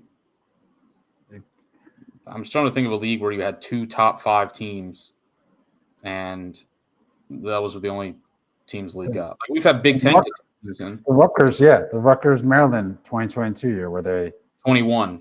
2021 year where they. That's you might as well throw. I mean, for his comparison to this, that league that year doesn't, with the Ivy not even playing, and they all played each other. Yeah. Yeah, like Rutgers kind of got screwed that year. Only losses were to Maryland. they got sent on the road.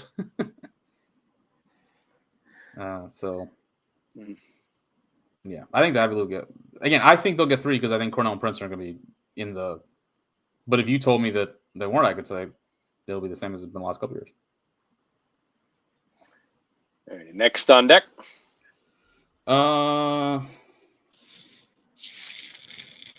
We have Beyond Brushy, which head coach is sitting on a warm to quite warm seat. I think we kind of answered this one with. Yeah, Nick Myers. I mean, I don't even know if he is, but it's. I don't know if he is, but that's just like the similar.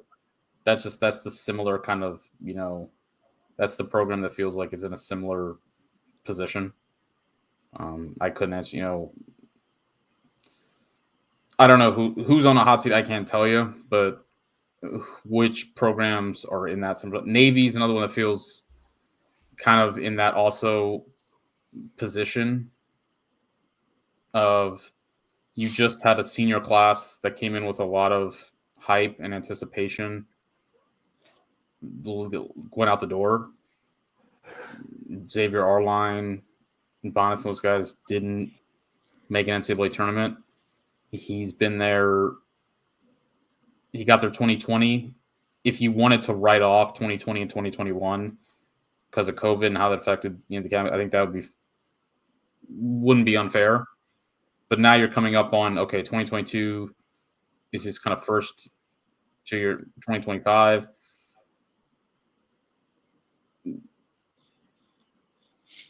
This would be about the year where you're looking at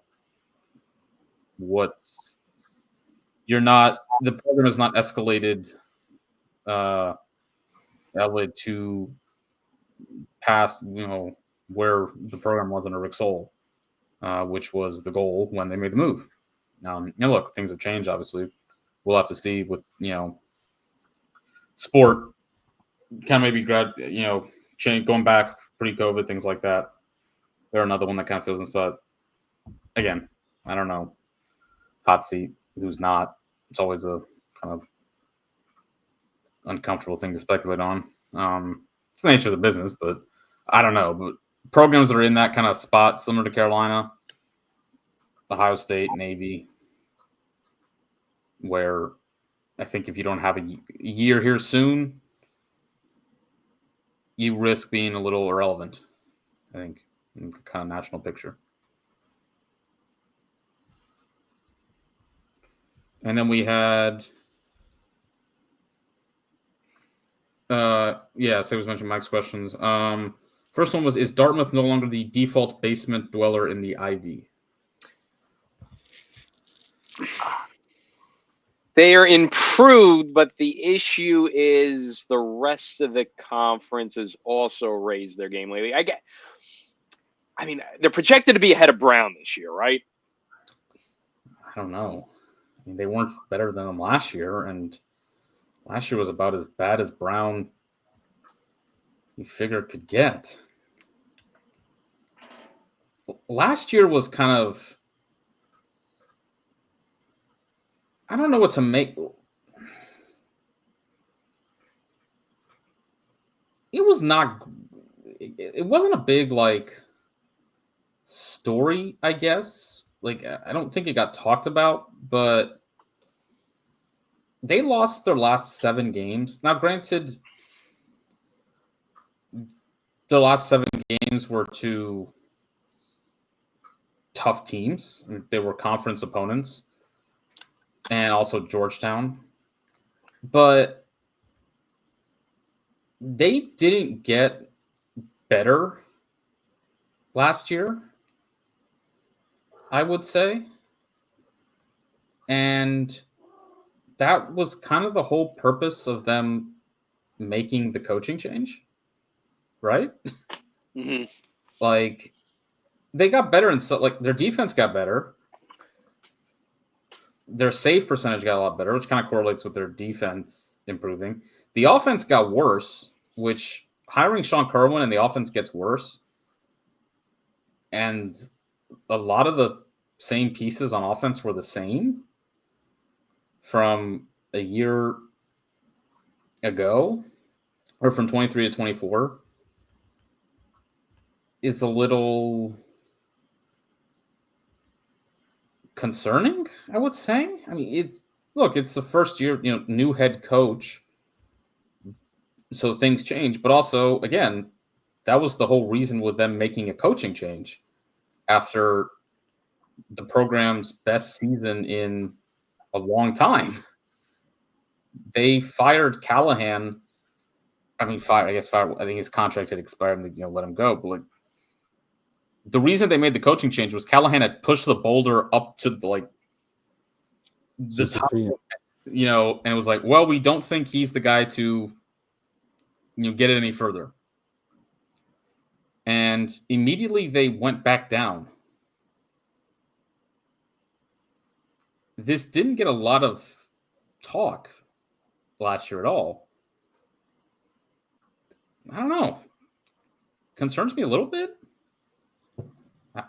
I would have at least, and the Ivy from 23 to 24 wasn't, again, the league wasn't, it stayed about the same, I would say. And they lost by 10 to Princeton last year, lost by 3 to Penn, 6 to Harvard, 7 to Yale, 3 to Brown, 5 to Cornell. Their goal differential in conference play was minus 36. In 23, their goal differential was minus 40. And they beat Harvard. They finally got the conference win. I don't know. I would like to think that, Brian said, I would like to think they're not, but in Brown last year it was a mess.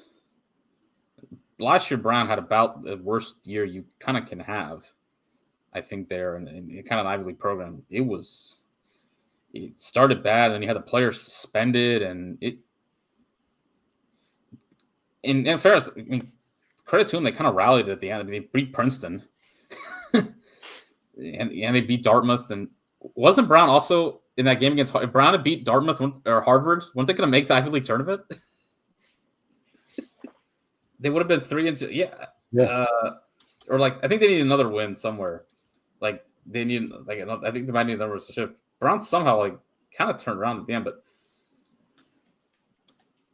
it's hard to me to look at how bad Brown was, and they still beat Dartmouth, and think that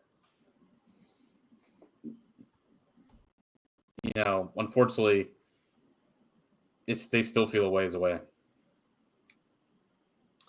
I'd like to think that it can better, but even if Brown isn't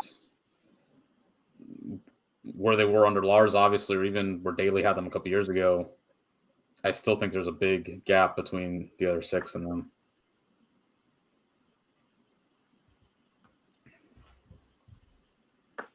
Any other questions? We had who will be the top face-off guy in the Big Ten at the end of the year? It's a great question.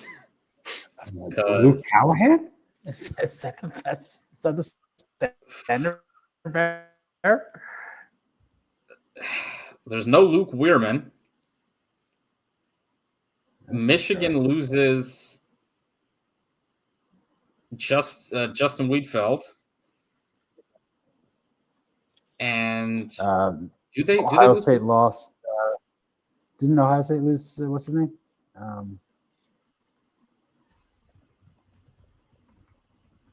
I thought maybe he's not even in the top 50, but I thought they.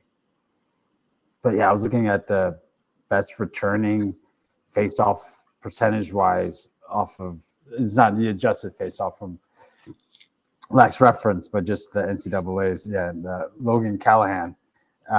It's 42nd in the nation last year. It seems to be the best returning Big Ten face-off person. Yeah. I said Luke Callahan. Sorry, I meant Logan. I mean, that's how many face-offs did Callahan take last year? It's about. I was just thinking it was just over 50%. So I think it was. I got it right here. Yeah, what was Logan, like the raw number of face-offs he took? 130. Yeah, 133, 128 loss, 261. That's a hefty number. He took a lot. Penn State had Mullins last year. Tommy Burke, that's what I was thinking. Tommy Burke, yeah, Vermont. He's been around. He's been around a block. I think he's just out of. I think he's out of eligibility. Chase Mullins. Yeah, Mullins. 52%. He didn't go. He's a little higher than Callahan. I don't know. I would probably take Callahan over Mullins if I had my. Penn State also used Hudson Bond. Burke was a grad student. Oh man, I know Maryland really likes what they got with Shea Kiefler, who was Weirman's understudy. I was just gonna say, whoever had to face Weirman every day, that will come out to be the starter. Maybe he's the one that would be the best. Yeah, they certainly. I know they're a big fan of him, for sure. And he had some. I mean, when he played last year, he was showed some flashes. Didn't play a lot. Yeah, it's wild. But look, the Big Ten's been a strong face-off league for a while, and it looks pretty wide open. That's been a big part of Michigan's success. The last one was Wheatfield, and obviously having Rowlett and Wheatfield for a couple of years there. So how they kind of backfill that is going to be a pretty interesting question. Returning is probably Callahan. I'd probably bet on the incoming guy or someone who we haven't seen yet. And then last one we had from Mike was, what is stopping UNC from making a Final Four run? Consistency.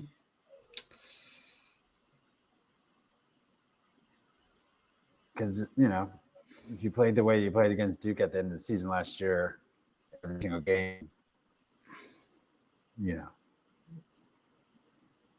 might have a better record, but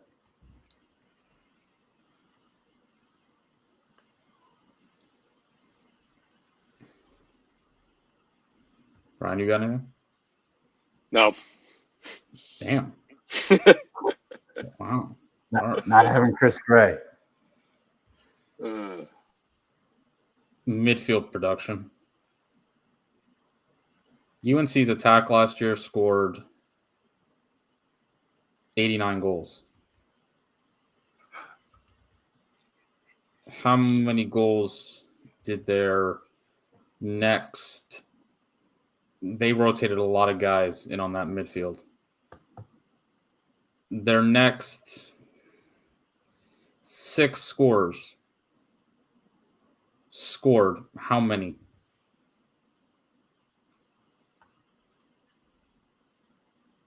Take a guess.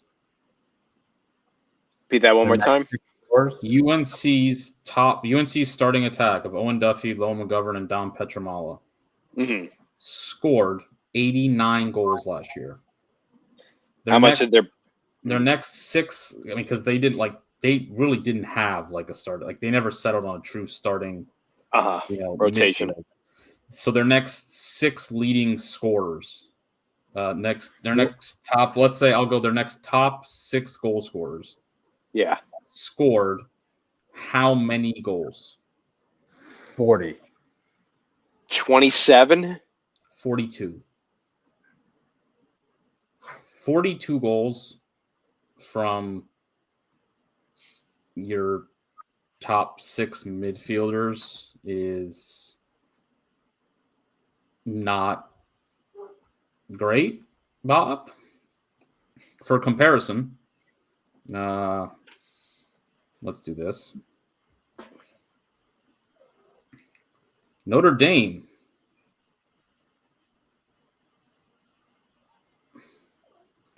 Their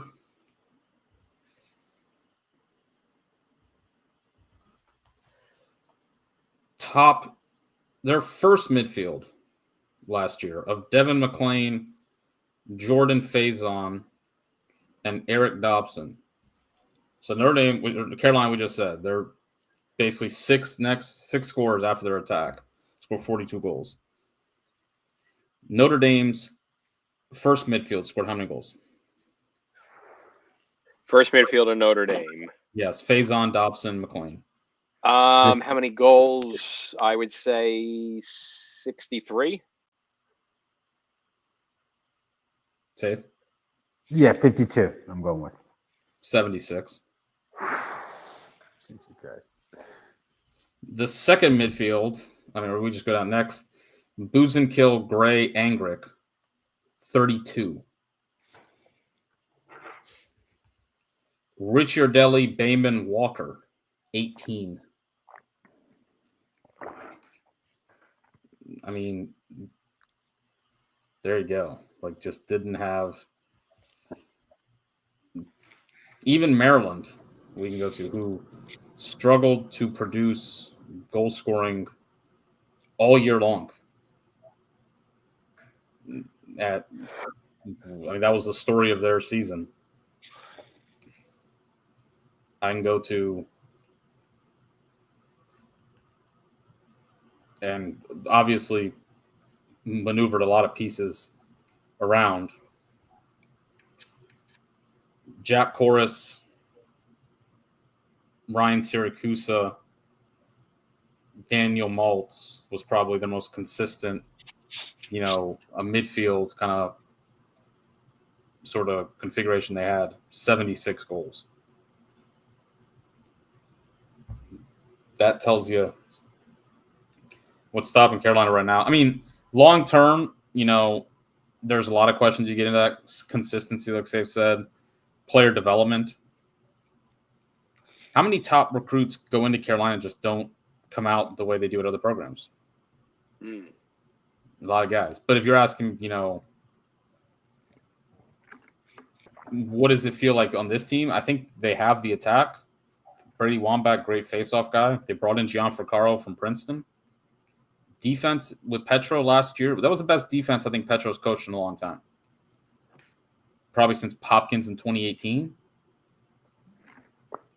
But if your midfield is that's not doing anything. Your opponents can defend you. What was the game against? Was it the High Point game last year? The one where they blew the lead? And the play out of the timeout where Owen Duffy's just standing around, and there's some plays where nothing's happening. Just balls in the stick with just waiting. One-dimensional. Got to get a midfield going.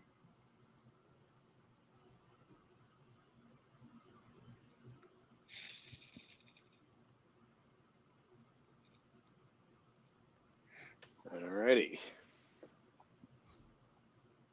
Heavy mailbag. Do we still have any others?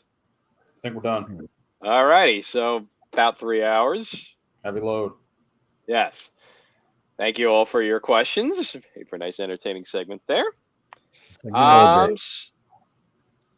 So next week we'll drop our predictions. I'll try to join Safe and Jake again for that one. If not, you'll be in very, very good hands as you always with the two of them.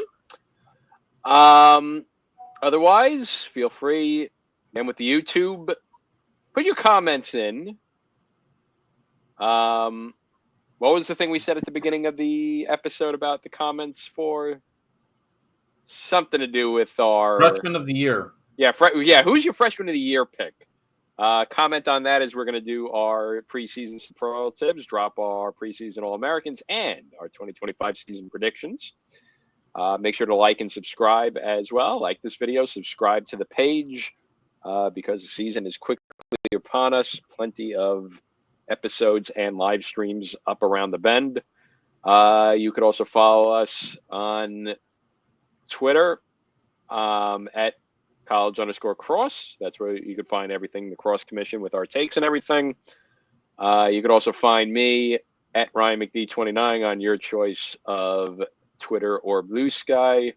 You're getting the same content no matter what on either site. So take your pick. Same place, usual. Absolutely. At Erie_Barrister, you'll never find me on Blue Sky.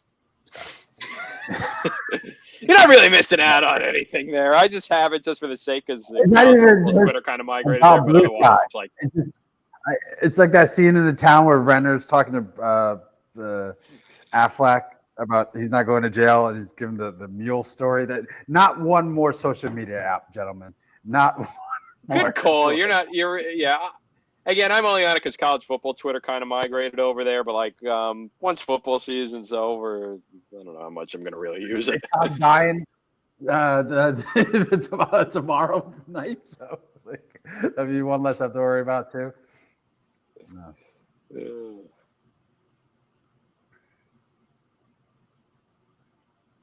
All right. Maybe it's a comeback for Snapchat. I don't know. But otherwise, enjoy the week. We'll see you around. Stay hydrated, everybody. It's going to be cold. Commander. Left hand up. Thank you, Mr. President.